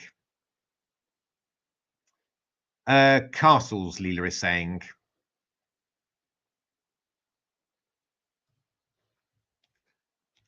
Takes. Yeah, this is very natural, right? Then you're threatening bishop b7, so queen f3 to stop it. I mean, yeah, do just bear in mind when I'm it provokes the other players, exactly. Yeah, because you want to keep your want to keep your advantage in time, and you underestimate what the opponent could have found in that time. It's quite tricky. It's quite tricky. Castles from Ding. But Ding plays these positions well, right? I mean, Ding really plays his positions well. Knight g1. Ding plays these positions quite well, so I would expect him to do this well. To be honest, I think that the next challenge for Gukesh is to find some sort of good development for his pieces. And I do wonder. I mean, there's also going to be some crucial moment when Gukesh has to decide whether he's going to play d5 and exchange off stuff, right? That's also going to be a very crucial moment. Whether he does it or whether he lets it pass. If he lets it pass, it could be very, very interesting. So castles played. So what is Gukesh going to play? Knight c3 is really obvious, right? I mean, it's the only way you're going to develop.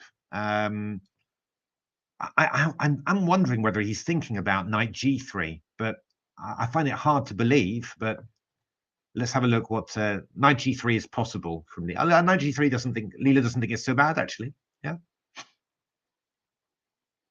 Really surprised, I have to say. I mean, Leela saying we'll do this. Ooh, and then this. I mean, oh, I don't know. I'm feeling nervous with white. Okay, this may be fine, but you're putting your pieces in firing line and just trusting that there's something in calculation about it. I don't think this is not good for a human player. I really don't think. I mean, knight c3 has got to be the move. Simply, it's it's a good square. It's covering d5. You've still got a chance of coming to e4. It looks harmonious. It's the move you want to play, right?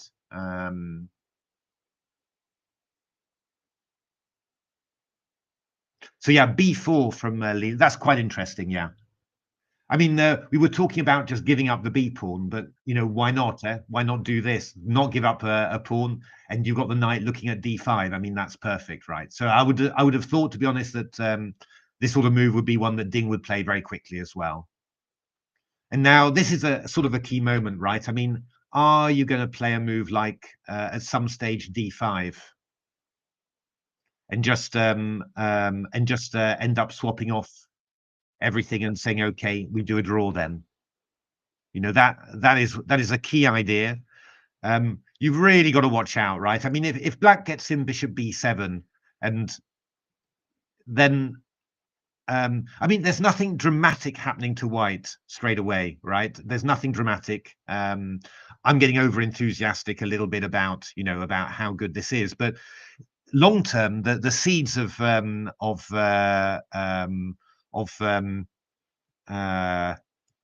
disaster are really in here, right? Because the light squares, a bad bishop potentially, a d4 pawn you can attack, open b file.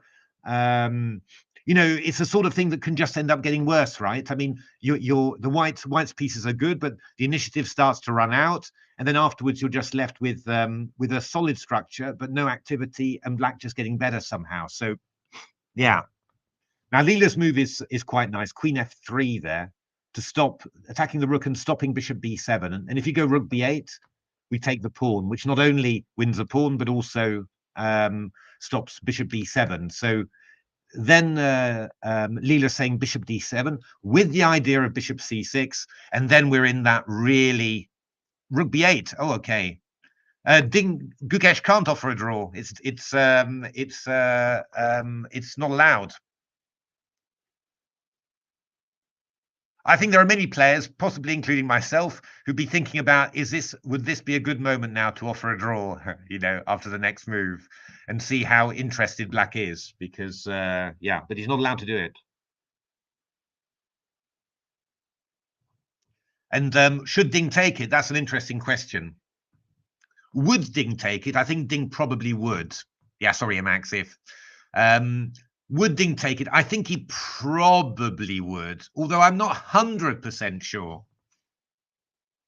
He probably would. He probably would. Now at this very moment, give him this position somehow. Yeah, sorry about that, Max. You really did say if. I didn't see that properly. Give him something like this position, and then I think you'd start doubting somehow whether you accidental caps. Yeah, I mean that would be but probably still at this stage you'd sort of say you sort of say, well, if my opponent's offering a draw, he's probably going to play d5 and liquidate anyway. Oh, as many as you want, but at some stage it's bad manners. But bishop d7, black's threatening bishop c6, and then you've got to see, is Gukesh going to be practical and just go for the swaps? Not quite sure how you do it here, maybe. Go for the swaps like this in some sort of way, or is he going to try and play for the win? And that's going to be a very and that's going to be in no, I think you're allowed to offer as many as you like, to be honest, but it's incredibly ill-mannered to keep on offering draws. Yeah, no, I mean, it looks like for me, it's giving Queen's Gambit accepted vibes, you know, or semi-Slav vibes, you know, with this queenside majority. It's looking gorgeous for black, to be honest. I mean, I'd no, I don't know what the rules are, to be honest, but I've never heard that rule. Ah, okay, the old Soviet rules. I didn't know that. Didn't know that. I mean, you know, I'm drooling over this as black. I mean, to be honest, if you ask me, I'd say, oh, I think black's on the way to getting better. To be honest, that isn't what the engines are thinking. Yeah, so Sese is saying 0.29, and Leela is saying, yeah, 22% win, 9.4% black. But yeah, nah, but I don't believe it. To be honest, I really don't believe it. I'd be if you offered me, I would take black. An early draw with black. Ooh. Knight c3, b4, knight e4. That's possible. That is possible. I guess we are going to play bishop b7 there, right? And then the idea is if queen g4, we've got knight takes c5 at least. I don't know how dangerous that is. No, I mean, knight g5, bishop g6 is good. You might be able to go knight e6 here. I mean, that might be possible. Even that, though, I mean, it's quite not even that's not completely stupid. I'm not quite sure about it, but I think you're doing quite. I think you're doing quite well there somehow.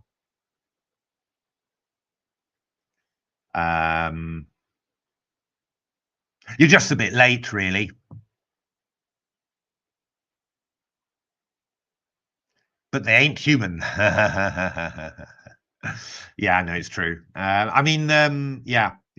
The engine's like this a bit more for white, and I understand why. Yeah? I mean, these pawns are strong in the center, and you've got quite a solid structure.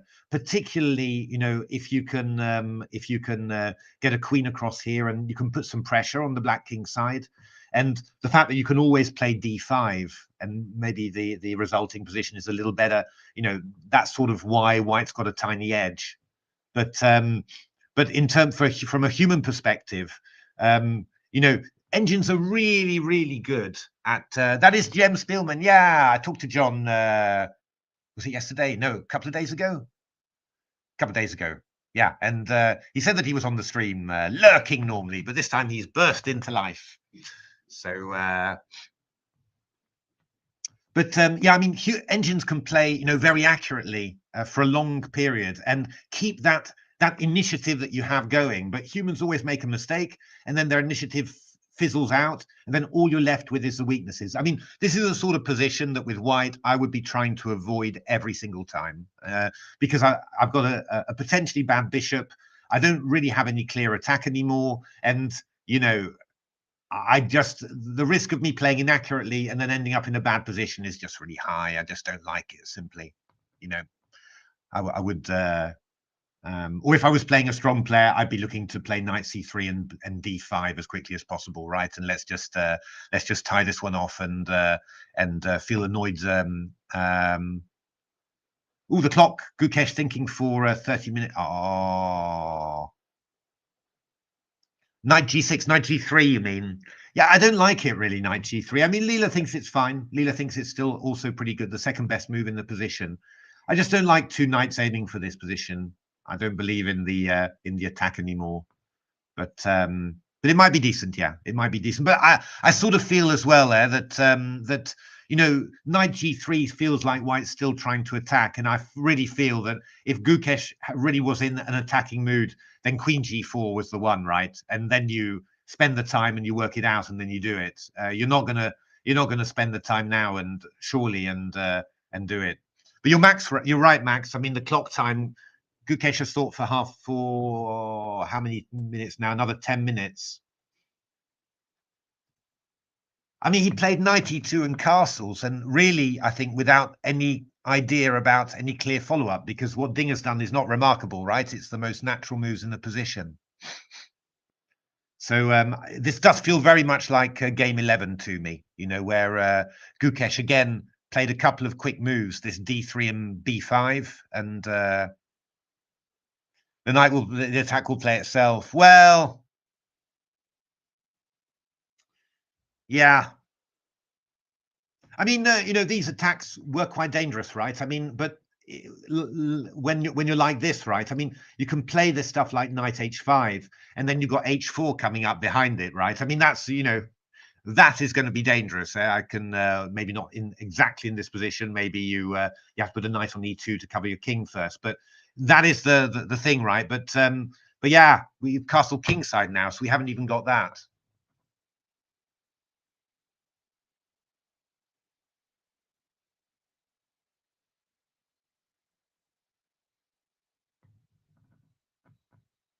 Well, I mean, f5 was available. Yeah, I mean, Leela's always saying f6 is a decent idea. So yeah, I don't know. I've got bad vibes from Gukesh really, and I've got very and I've got quite decent vibes about Ding, to be honest.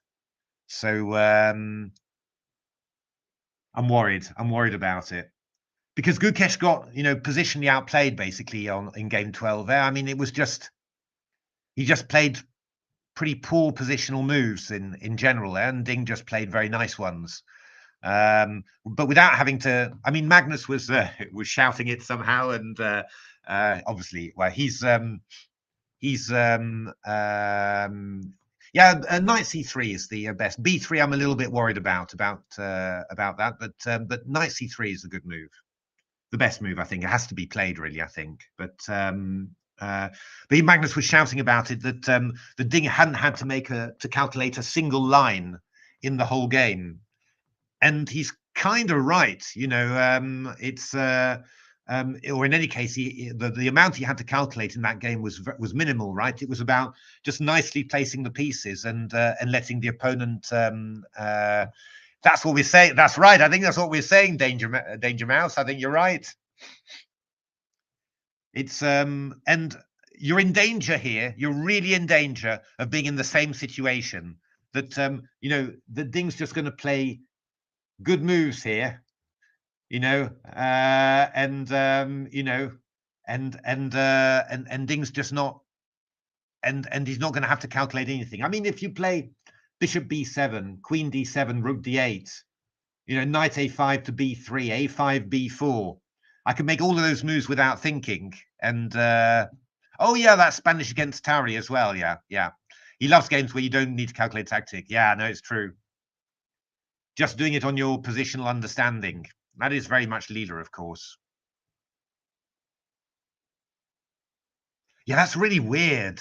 I mean, John, I can't understand what Ding's saying at these press conferences. I mean, it could just be brilliant trolling, simply, you know, that, or it could be that he's so pessimistic about his positions, or he's really trying to. But I mean, like, it was obvious, right, that he was just already, even before knight f4. I mean, it was just massive, right? It's I can't make head or tail of what he's saying really, but maybe maybe it's his maybe it's a cultural thing. We don't understand his sense of humor somehow properly, you know. The eval score, well, it's 0.29 on Sese, and it's 21.7 to 9.4. Ah, Gukesh, knight c3. Well done, mate. That's good.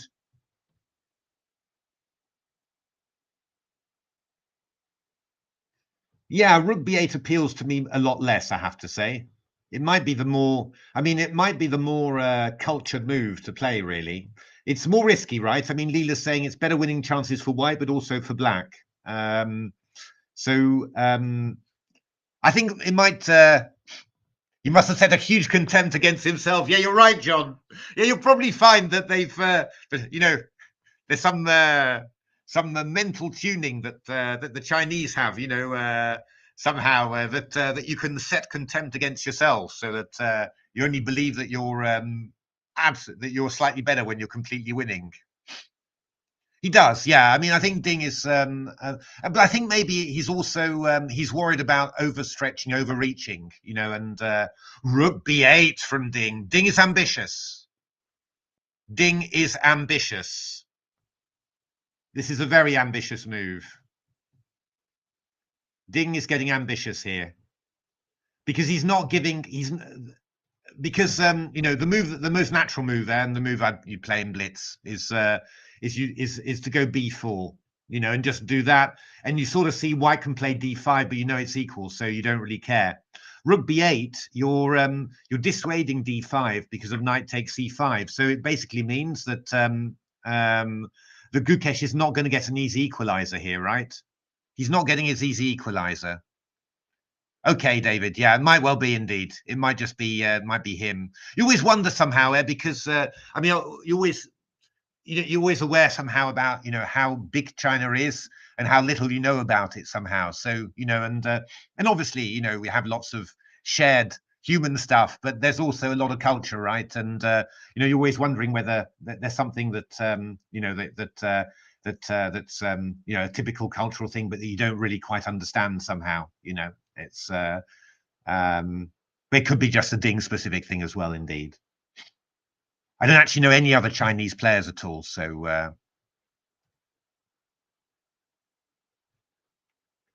yeah, no, it's you know, the position's quite quite balanced. So Leela's saying knight h5. Let's throw that one in. But black doesn't even need to weaken the king side, right? You can just curl up in a ball here. And then afterwards you can play, oh, rook b7, Leela. Looking for a rook d7 there. I mean, this is starting to get a little bit, yeah. Yeah, this is just a little bit bananas. But black's just got bishops and compensation now. I think that's the main point about that. Rook e1, which I think is the Ceci move at the moment, and then looking to just take back with the rook on b4. Yeah, and you know, the engine's saying, oh, okay, you should be sacrificing a pawn then. But again, I'm wondering whether this would really be in Gukesh's mindset somehow. But yeah, the rook coming around to d7, the bishop to b7. I mean, I'm loving this with black, right? I mean, I'll play this sort of thing until the cows come home, really. So this lovely long diagonal with a light squared bishop. Nah, Max. It's yeah,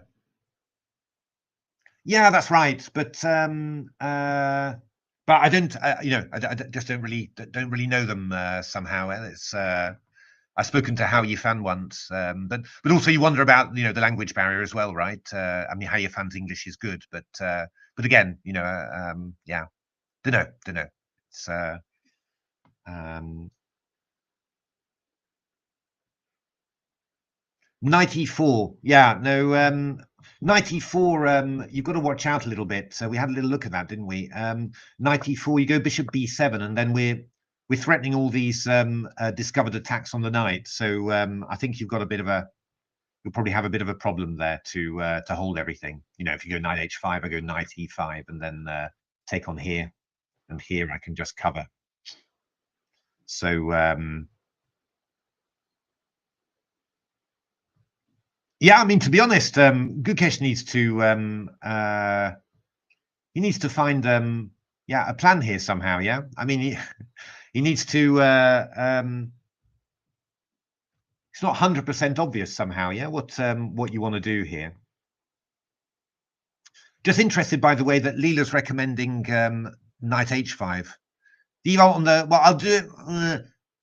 I'm not really that keen on doing it, to be honest, the eval bar on here, because when it just goes bananas when I'm analyzing moves and showing stuff that I know isn't good and all that. So I'd rather not do it if that's all right.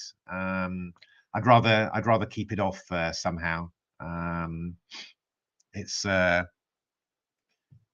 well, queen f3, we've got to watch out for the old knight d4s now. That's the benefit of putting the rook on b8.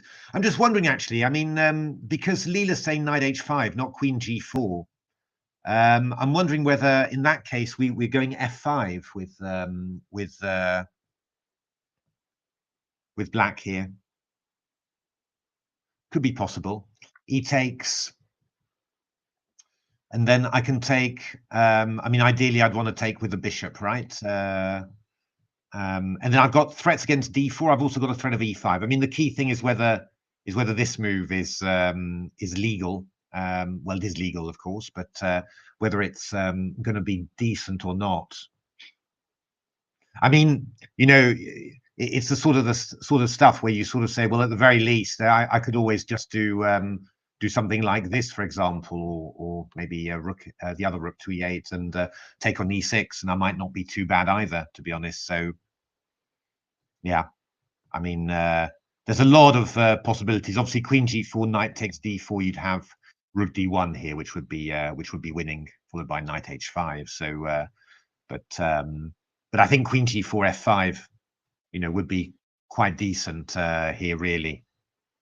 I mean, you have to take it, really. I think otherwise, well, you wouldn't really want to go back to d1, really. Maybe you could go something like queen g3. That's possible. Just you start getting nervous about g5s coming in at some stage, but that might be possible. Might be possible. Obviously, after queen g4, you could also do the thing that they're doing against knight h5, just king h8, and after knight h5, you go rook g8. If queen f3 hitting the 2, maybe you could go knight d4, but you've also got queen e8. You've always got a way to hold all this somehow. And yeah, next move coming is bishop b7 with attacks there. So yeah, you're always able to do that.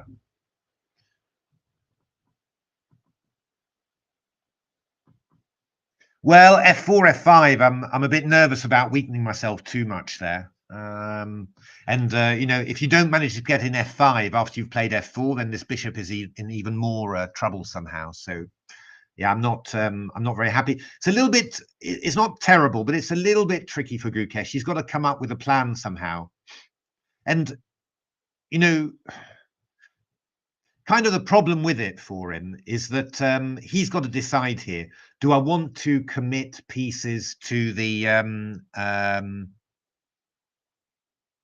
yeah, it could be as well. Yeah, I mean, it's a good square for the knight. That's right. The only thing that I'm doubting a bit why Gukesh might do it is that, you know, Gukesh, again, I'm coming back to move 12 there, but he had the chance to start putting pieces on the king side to distract his pieces from there. And what he's chosen very much to do is to put his pieces in the center and not distract his pieces on the king side. So I find it hard to believe that now that Black's got himself organized, that you're going to say, oh, and now I'm going to start putting my pieces on the king side. I just find that hard to believe as a next step. I mean, Cess's rookie one is not at all obvious to me, but if you're thinking in that way, then that would be more a sort of a move I'd expect, because the idea being that you can play d5 and you know, you'll if a knight takes on e5, you'll have something. For example, after rookie one, say I went king h8, I can play d5. I could have bishop a7, or I could have bishop d4. You know, something like that, and then take on e6 or something. So if you're sort of thinking very set, oh, he's gone knight h5. Matthew, you weren't right. So okay, he's going to put pieces on the. So Mr. Beads, you are at one with Gukesh somehow. That's clear. So yeah, interesting. If Black were to play g6, what does Leela think? Whoa, look at that. Leela really excessively keen. My goodness, Leela. What's that all about? I find that amazing. I find that amazing.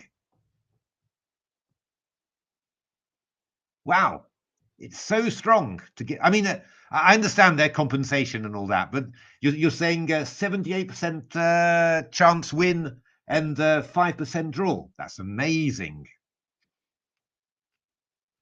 Leela wants to give up the exchange, even doesn't even want to. Wow, wow, wow, wow. Crumbleloonies. Ugh. I mean, I was sort of thinking, you know, White'll have some sort of you know, slight advantage with some weak dark squares, but that's Yeah, I mean compensation, fine. Danger, I agree. You know, I'm with you, right? I mean, this is what these sort of pawn sacrifices, bread and butter of the average GM, whatever. But 78% winning chances is quite something, right? And Leela's saying, no, you got to give up the exchange somehow.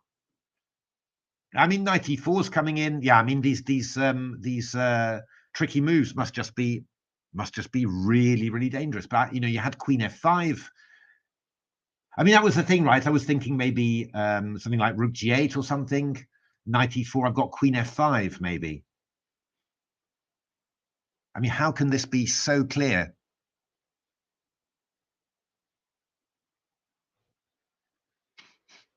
Yeah, that's right. He's committed himself. It's good, yeah, John. I think it's. I think he's. I think you'd probably say he's recovered his state now. Yeah, I mean he's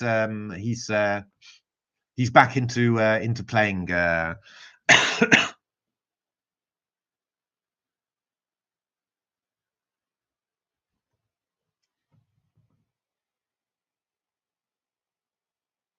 Yeah, I mean to be honest, my main problem about I would be thinking, yeah, I can play King G8 and Rook G8, but do I need to? Surely G6 is fine. So I'm yeah, a little bit shocked somehow that that it's turning out to be so bad. This, wow.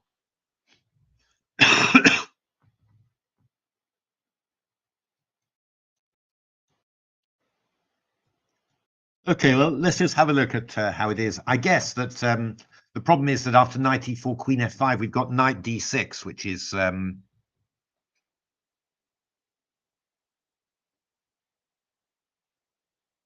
you'll take Mr. Beads. Are you sort of coming into your own in late life? Suddenly, no, I mean, I take it as it's sort of. I'd be happy to take it as white. I mean, as a pawn sacrifice for the initiative, but it's just the 78% that's killing me. But I mean, Knight D6 in this particular position is quite a nice idea, right? With Knight F7 and mate, and Queen F6, probably Bishop G5.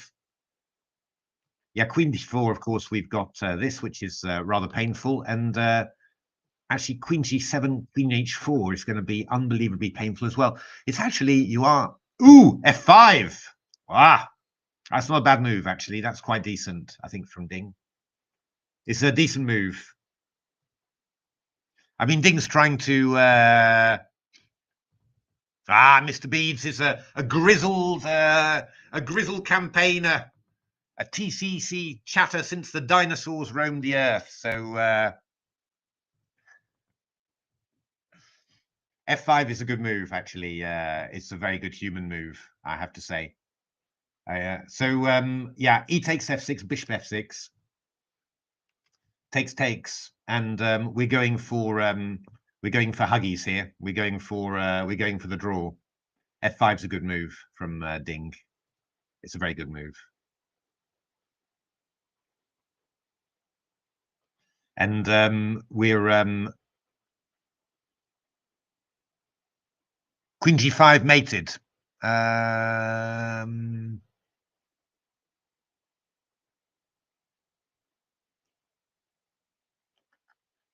Maybe in the other lines we were looking at, yeah. It's yeah, it looked really dangerous, right? It looked incredibly dangerous. So huggies is another word for draw, yeah, because you know you embrace each other somehow. You know, my friend, what could we do? It was a draw, you know. So well, I think it's an old-fashioned word. Well, that's what you're claiming, Mr. Beads. You're claiming that you're younger than me. But yes, that's right. Queen G5, Knight F7. Yeah, and the Knight D6 line. Yeah. Knight F7 is checkmate indeed. Yeah.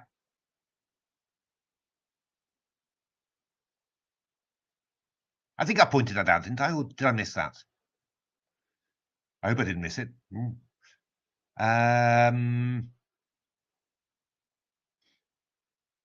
But this is a very nice, it's a very nice move. Well, just Paul's trolling Mr. Beads for now, and you wore Huggies when you were a baby. Yes, indeed. It wasn't. That wasn't really the reference, but it was. It was. No, it was. It's sort of a reference. It's sort of a sardonic reference, really. That on the light chessboard. Oh, yeah. Sorry. So the mate was G6, Queen G4, King H8, Bishop H6, Knight E4, Queen F5, and then we've got this move Knight D6 here. And Queen G4, Knight F7 is checkmate. It's very nice. So, but this is a very nice move from Ding, and it's a bit of a challenging one as well. I think after D5, I think Ding's not going to do anything exciting. Yeah, I think he's maybe going to take and try and swap off some queens or some pieces. It's a bit hard for maybe come here or something, or maybe take on D1, go Bishop F7. Because these are quite interesting endings, really. But I don't think that the White's any better here, right? I mean, Rook D7 might have a couple of challenges, but I don't think so particularly. And E6, we just take and go Rook D8 or something. I mean, Black's maybe better, right? I think. I'd be thinking I was better here with Black, put it that way. It's a bit of a challenge, this, for because I think Gukesh will realize that after here he's not going to be winning, right? He's not going to win this. He's going to have to play D5 at some stage, and it's going to be a draw. But if you don't take on F6, then potentially this could be very nasty, right? I mean, we got control of some more light squares. We stopped your king getting over. So yeah, I mean, D5. That was Daniel mentioned that, but I think oh yeah, this is what we were saying, right? Bishop E6, just to Queen F3. Yeah, Queen F3 is interesting, right? Because I guess that after Knight D4, we just go Queen G3. We're threatening mate, and then we've got Rook D1 coming in. So there's no time for Black to take that pawn. I guess that we just play. I actually thought that Queen E8 was quite nasty because you're protecting the knight and you're attacking the knight on H5 as well. So it's going to be a bit. I mean, if you go D5, we really do start getting knight E5s, and we're always fine, right? Because we're attacking the knight on H5. So it didn't appeal to me very much. Queen F3. Obviously, the one thing you've got to watch out with F5 is that if you do put the bishop on B7, then the knight can come back to F4 and attack E6. But even that is not so very clear to me. But yeah, you've got to be careful about that. But I think this move Queen F3, Queen E8. I think once you see that, you're just not very happy with White, really. Sometimes it feels, like you're holding, you're holding some sort of wobbly tray or something. It always feels that a queen defending a knight there, and the queen is sort of tied to it. It feels like that a little bit. I mean, I could go Queen H3 maybe. But I mean, you do start looking at stuff like G6. I mean, I don't think this one is half as dangerous, right? Because we've got this pawn on F5 that's taking away E4 from the knight, and before you know it, you're going to start losing the piece, right? The queen can't defend it anymore. So I don't know. Makes me very nervous. This sort of play. This sort of play in confined quarters somehow, it makes me very nervous when it's the easy way that you can just sort of lose the track of what you're doing somehow. But I don't think this is very much at all for White, right? I mean, Bishop E6, just fine, I think. Going to be very hard to avoid exchanges there. I think Ding didn't have a choice. I think, right? He just I mean, Ding is just saying, look, I'm black. You're bound to have something dangerous, but maybe Ding sort of thought it's possibly dangerous, but okay. I mean, I've got counter chances. Why Gukesh didn't go for it? I think I was explaining it earlier in the stream. I mean, I think he just he saw it wasn't as clear. It wasn't clear cut where you look at a few lines, you say, yeah, that's clear. There was some stuff where you say, oh, not sure, maybe black's doing okay, and he just decided just not to go for it somehow. But yeah. Well, to be honest, if you're going King H1, Rook G1 to make me on the G file here, I think you're more likely to get skewered along the along the long diagonal, Jadra. No, it's a nice idea. You'd want to do it really, but I just don't think it's going to happen. You don't have that much time, simply. I don't think you've wasted loads of time, right, doing this. You haven't got a natural attacking position anymore. But F5 is good from Ding. It really is good. He's putting the pressure on Gukesh here a bit. He really is sort of saying to him, "Come on, Gukesh, are you ready to take the big risks, or are you going to err on the side of caution?" I would say, if I was giving Ding a Gukesh advice, I would say, okay, it's time to just go for the small edge with pieces getting exchanged and see what you can do. Hey, Jadra, no problem. No, I mean, look at the evals there, 0.22. Leela is saying 76% chance of a draw now. So that's really white just being slightly better in this position, which is true. I mean, you can lose this position as black just by being a bit careless. But basically the engines just think these positions are just drawn because I'm going to I'm going to, yeah, they're going for, rook and 3 versus rook and 2. And yeah, of course you can grind this or whatever, but, white is a little bit better because the queen side here is a little bit more exposed. And black, with the dark square bishop, black's got some very potentially unpleasant pressure against the queen side.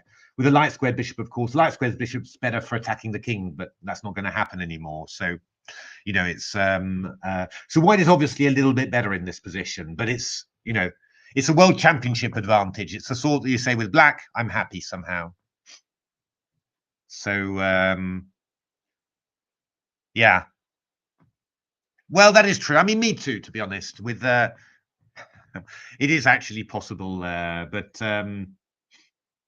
yeah, this should not really be what you're thinking about here.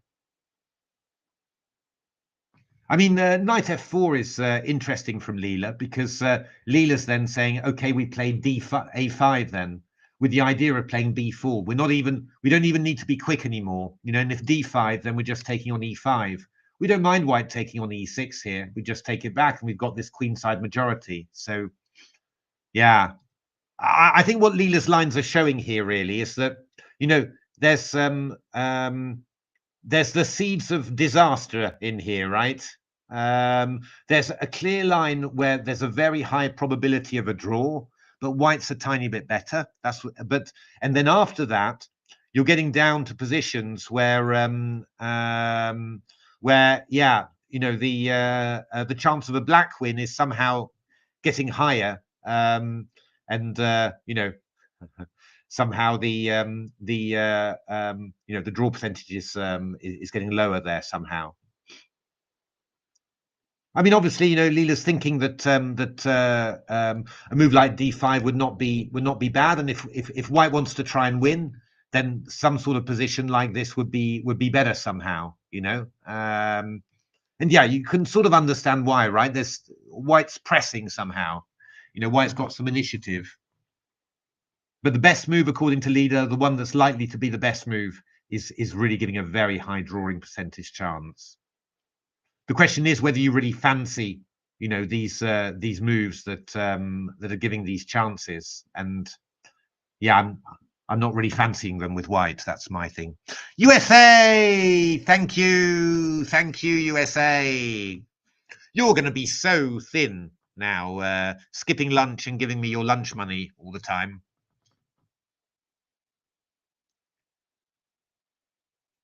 When we see USA winning Mr. Universe for Holland, we'll know why it was. It was all that dieting due to giving the GM the all your lunch money. It's what is Sesse's main line here? Sesse is looking here. Yeah, Sesse claiming 0.34, but yeah, Stockfish sometimes a little bit unreliable in terms of assessing these opposite coloured bishop endings. This one's quite interesting. Sesse sort of looking to get rook and knight versus rook and bishop. I mean, rook and knight versus rook and bishop would be probably nicer than rook and knight versus rook and knight. I mean, there's some imbalance there at least. I mean, this is a perfectly reasonable position to grind for white. I mean, you could definitely do this, you know, but yeah, got to get there first as white. But this would be perfectly reasonable. Ah, good Lord. At my canteen, that would have bought me yeah, the canteen in Holland ended up being really expensive at some stage. Obviously, I'm at home, so I'm not really paying for a canteen, but it was yeah, it's really got expensive.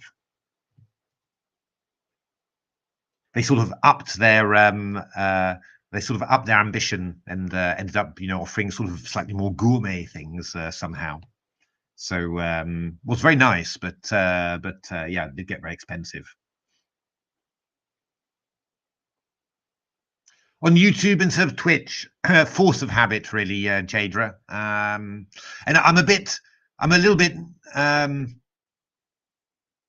yeah, I don't know. I mean, it's I've done everything on YouTube all the time, my YouTube channel and everything. So it's more natural to stream here. I could do. I've got a Twitch channel and I could restream to multiple. Only, yeah, just yeah, the people on my YouTube channel are very many people that I know somehow, and it's just very friendly and nice somehow. Always been a bit nervous about expanding too much and then having maybe more people I don't know on coming on the channel and maybe having to, you know, to do some extra moderation or anything somehow. I'm more keen on a smaller, friendlier channel, to be honest, than a very big one where I've got to watch out for international master. He hasn't been an international master since 1977, I think. Grandmaster, indeed. That's John. Yeah, different types of people on the two platforms somehow, and I'm used to all the people who, you know, follow the channel regularly and have followed streams before, and I like it very much, to be honest. So I'm a little bit nervous about going broader. You know, it's yeah. I'm just a bit worried about it. Twitch can get very chaotic. Yeah, I mean, I probably would need to have somebody you know, moderating if I wanted to get much bigger somehow. And well, actually, you know, I don't particularly mind if I've got a nice bunch of people who are enjoying it. 1980, it's if I've got a nice bunch of people, you know, on the channel, then that's great, and that's all I'm really looking for. I mean, you're never going to compete with. Oh yeah, it's a good search function actually on YouTube. I wonder how they manage that.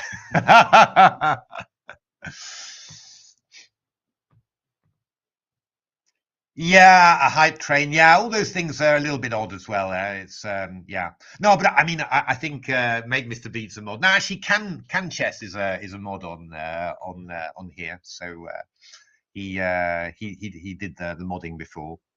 So yeah, because obviously, you know, that if you're watching TCC chess, it's Yay, USA! If you're watching TCC, that's a pretty rough bunch of people. I mean, Mr. Beads behaves here, but you know, over on TCC chat, he's absolutely dishing out the slaps. So yeah, it's no, it's tricky. It's just that I try and be you know, just a little bit modest about the stream and everything, and you know, how big I want to be and all that, and in general, I do prefer just having a nice chat on stream with a nice bunch of people rather than trying to compete with chess24, chess.com.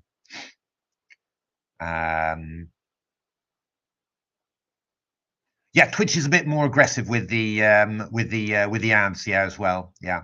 So this one, I put ads on the start of my videos because they get found better, I believe, on you know, with Google, but I don't have them on during the stream somehow. So it's yeah, you know, it's just yeah, you've got to be sensible and all that, and you know, but I think Twitch is better for I think Twitch is better for growing the community somehow. Yeah, it's got a lot more things where you can reward people and all of that. And YouTube's very basic from that point of view. Although USA is really making use of probably the only feature that it has. Thank you so much, USA. But yeah, yeah. But I think, you know, here for a stream of this size, YouTube's absolutely fine. You know. Gukesh is thinking for a very long time. I can imagine it is quite a crucial moment, really. The bigger ones do, yeah, yeah. No, but I think it's to do with size, right? And that's what I'm a little bit. I mean, I'd streamed this on Lichess as well, and I was a little bit worried about that, you know, because it means that the stream gets also published on Lichess as well. So I was a little bit worried about that, but wow. Thank you very much, Mr. Beads. It's yes, I'll wish my mum a happy birthday from Finland. She was really delighted with all the wishes. So it's really nice. So thanks very much. Have a good day, Mr. Beads. And I think this is probably going to end up in a draw somehow. I've just got another 15 minutes, yeah, of this stream. So do have a look at Lichess, I'd say. More high quality attentive for us viewers. It's so yeah, no, I will have to stop the stream at 11:30, so in 15 minutes. I will be back tomorrow though for the whole game. So it's weird, yeah, yeah. No, I when I you know said 2.5 hours, I was always assuming I'll always play EF6. I might be lucky actually. I mean, I think we might just end up seeing a quiet draw. The game ended up as a quiet draw somehow, yeah. But I mean, I wonder whether Gukesh is going to try something. So Bishop F6 played immediately by Ding. I mean, Gukesh wouldn't be trying something, thinking of something sexy like this, would he?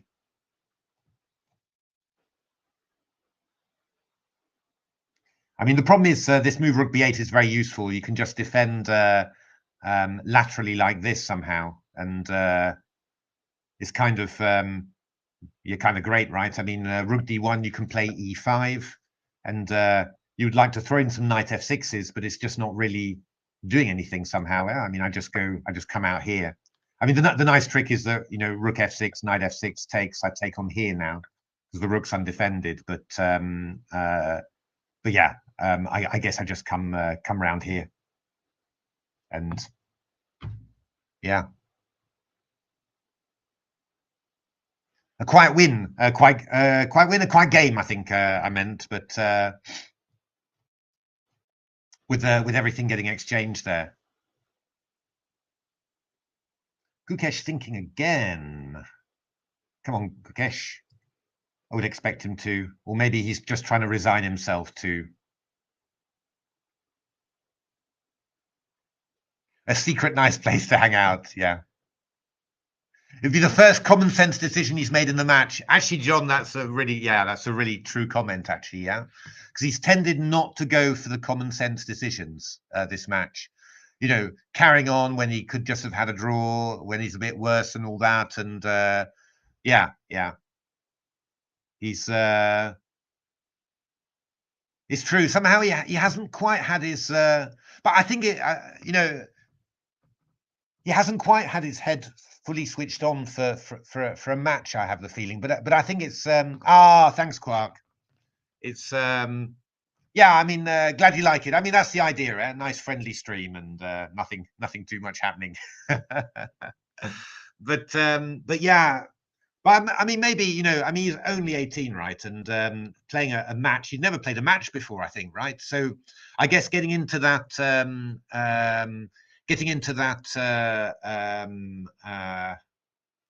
mindset, I think, has maybe been a bit more difficult than he realised, and also fighting a player like Ding, who just seems to, be looking to hold, not do too much when the pressure's on, reacts brilliantly. It's, yeah. Tough learning experience somehow. It's so I think but I think he's wrestling with himself mentally, the desire to do something crazy, and or to find something at any cost that might be good, or the feeling of I should probably just tie it off and play normally. It's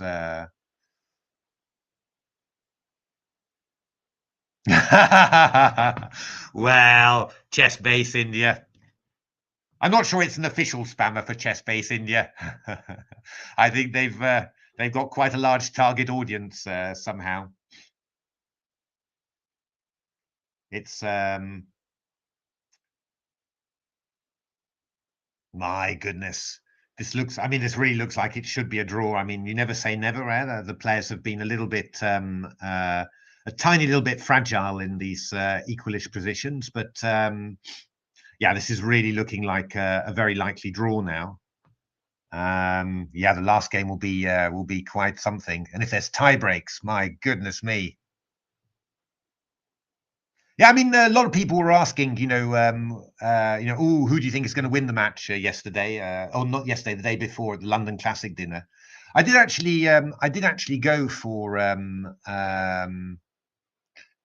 yeah, indeed, David. Frag have done better against Ding. I don't know. It's one of those mysteries, right? I mean, it's hard to say, right? I mean, I mean, to be honest, I think that the Gukesh will the next World Championship match that he plays, this experience, whether he wins or loses, but this experience will have helped him enormously, right? And he'll just have so much better understanding of what it's all about and how it feels and everything. So, I mean, it's just really. I mean, he's an 18-year-old just trying to cope with the biggest challenge that could ever be set to you as a chess player, right? And he's, I mean, like he's against the reigning world champion, he's equal after 12 games, right?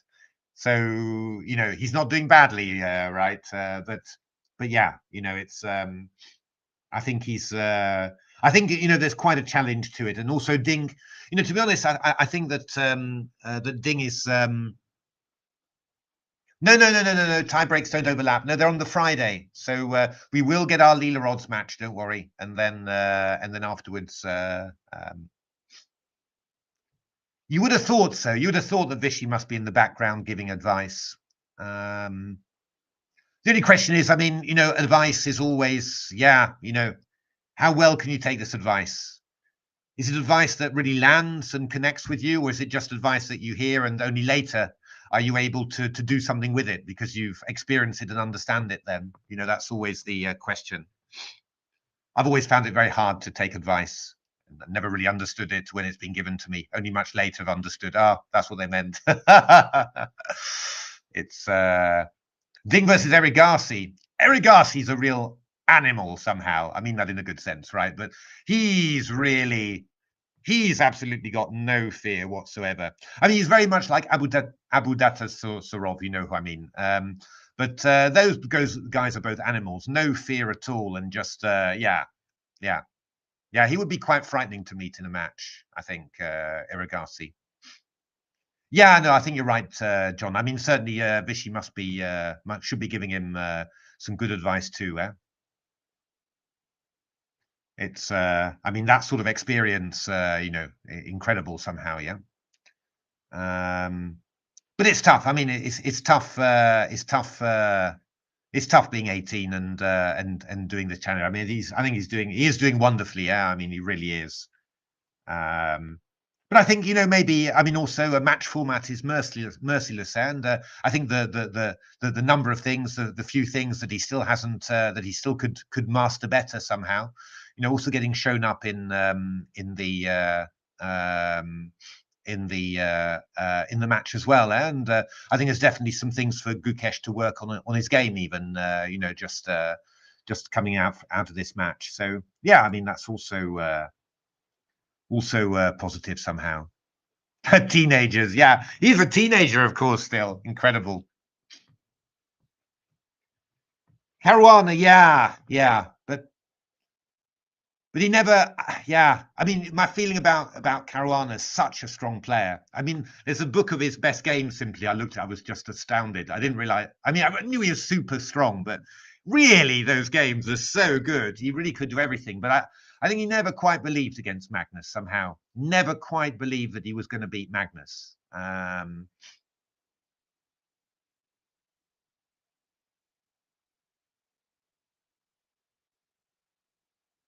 Oh, very nice, John. Yeah, that is a nice line, actually, isn't it? Takes d5, rook d8, d takes c6. Probably rook, this rook probably. That would be very nice indeed. That would be very strong. These pieces really not looking good. But yeah. What's Leela looking? Oh, good lord. It's really, Leela's really thinking draw here more and more. I mean, Gukesh could get a 3 and 2 with rook and minor piece and all the pawns on one side. That could be interesting somehow. I'm not sure that Gukesh is really thinking of chess at the moment, to be honest. I think he's more about trying to reconcile himself to not being able to have made something of white somehow.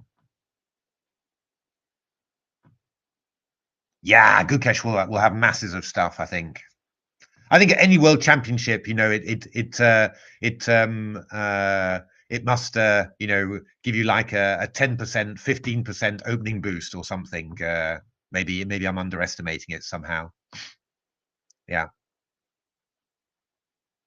Yeah, I think Fabi was, yeah. He just needed to believe a bit more somehow, just a little bit more. Would have been great, but somehow didn't quite, and somehow Magnus always looked a little bit comfortable somehow. I mean, Fabi, kind of ground Magnus a bit into the dust in a way. Really took away Magnus's joy of playing the match. And he did that with his Petrov and his really solid openings. He did that very well, but yeah, then on the other hand, the outbursting of joy that Magnus had when he was able to play rapid and just play naturally, that was kind of the other side of the coin, really. I think that Ding will play very, very solidly tomorrow. I think so. The question is Gukesh going to try and take a risk? Is Gukesh gonna try and take a risk or not? There's one thing that I'm a little bit worried about here, and I would really, I mean, I don't want either player to lose the match through, just a brain freeze or something. And I'm just a little bit worried about this in the sense that it reminds me a bit of that the game before the rest day where we just reached this completely symmetrical position, and then Gukesh started playing such strange moves and ended up with a worse rook and 3 versus rook and 3 ending. I just hope that Gukesh, that the disappointment of not really having made anything of his white, that's not sort of going to make him start playing strange moves. He's just got to keep himself together now and just not start doing anything crazy somehow. I mean, you've got a slight edge right there just for the taking. That's all you've got. That's what you've got to go for. Because nothing else is convincing. Absolutely nothing else is convincing. I'm pretty sure of it, really.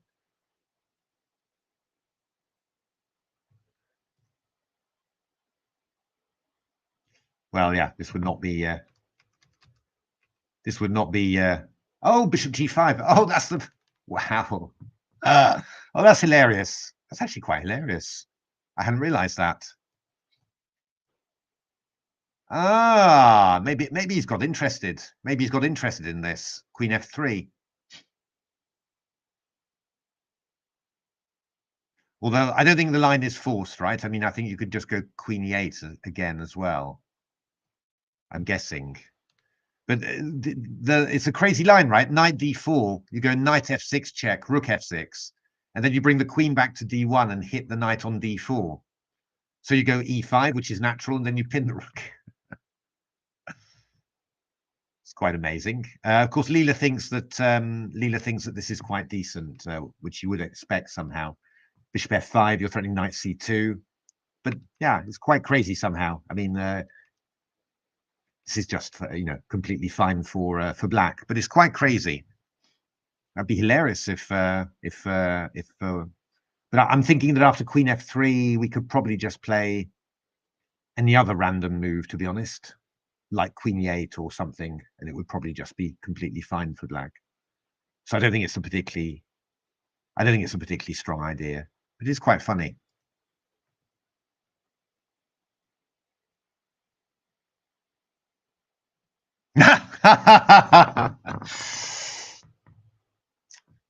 John's always been very modest.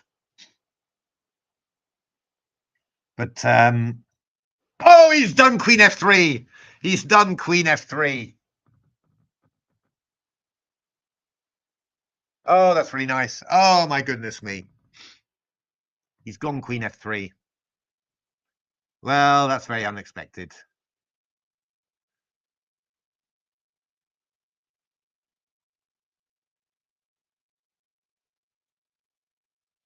very brave. It's very brave. I wouldn't have done it, to be honest, but queen f3 played.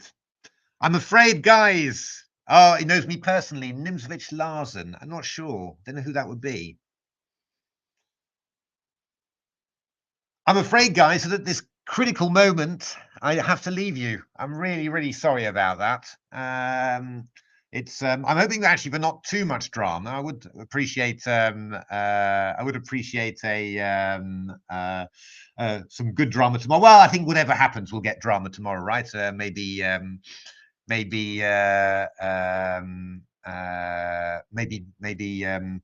Dig would have to win, or Gukesh would have to win, or whatever.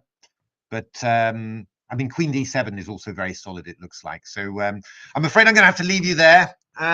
Thanks very much, everyone, for tuning in. Have a good time on the other streams. I can recommend Lichess. Thanks very much, John. Thanks for all the chat and everything. And I'll give my mum all your love. And see you tomorrow, but this time for the whole thing.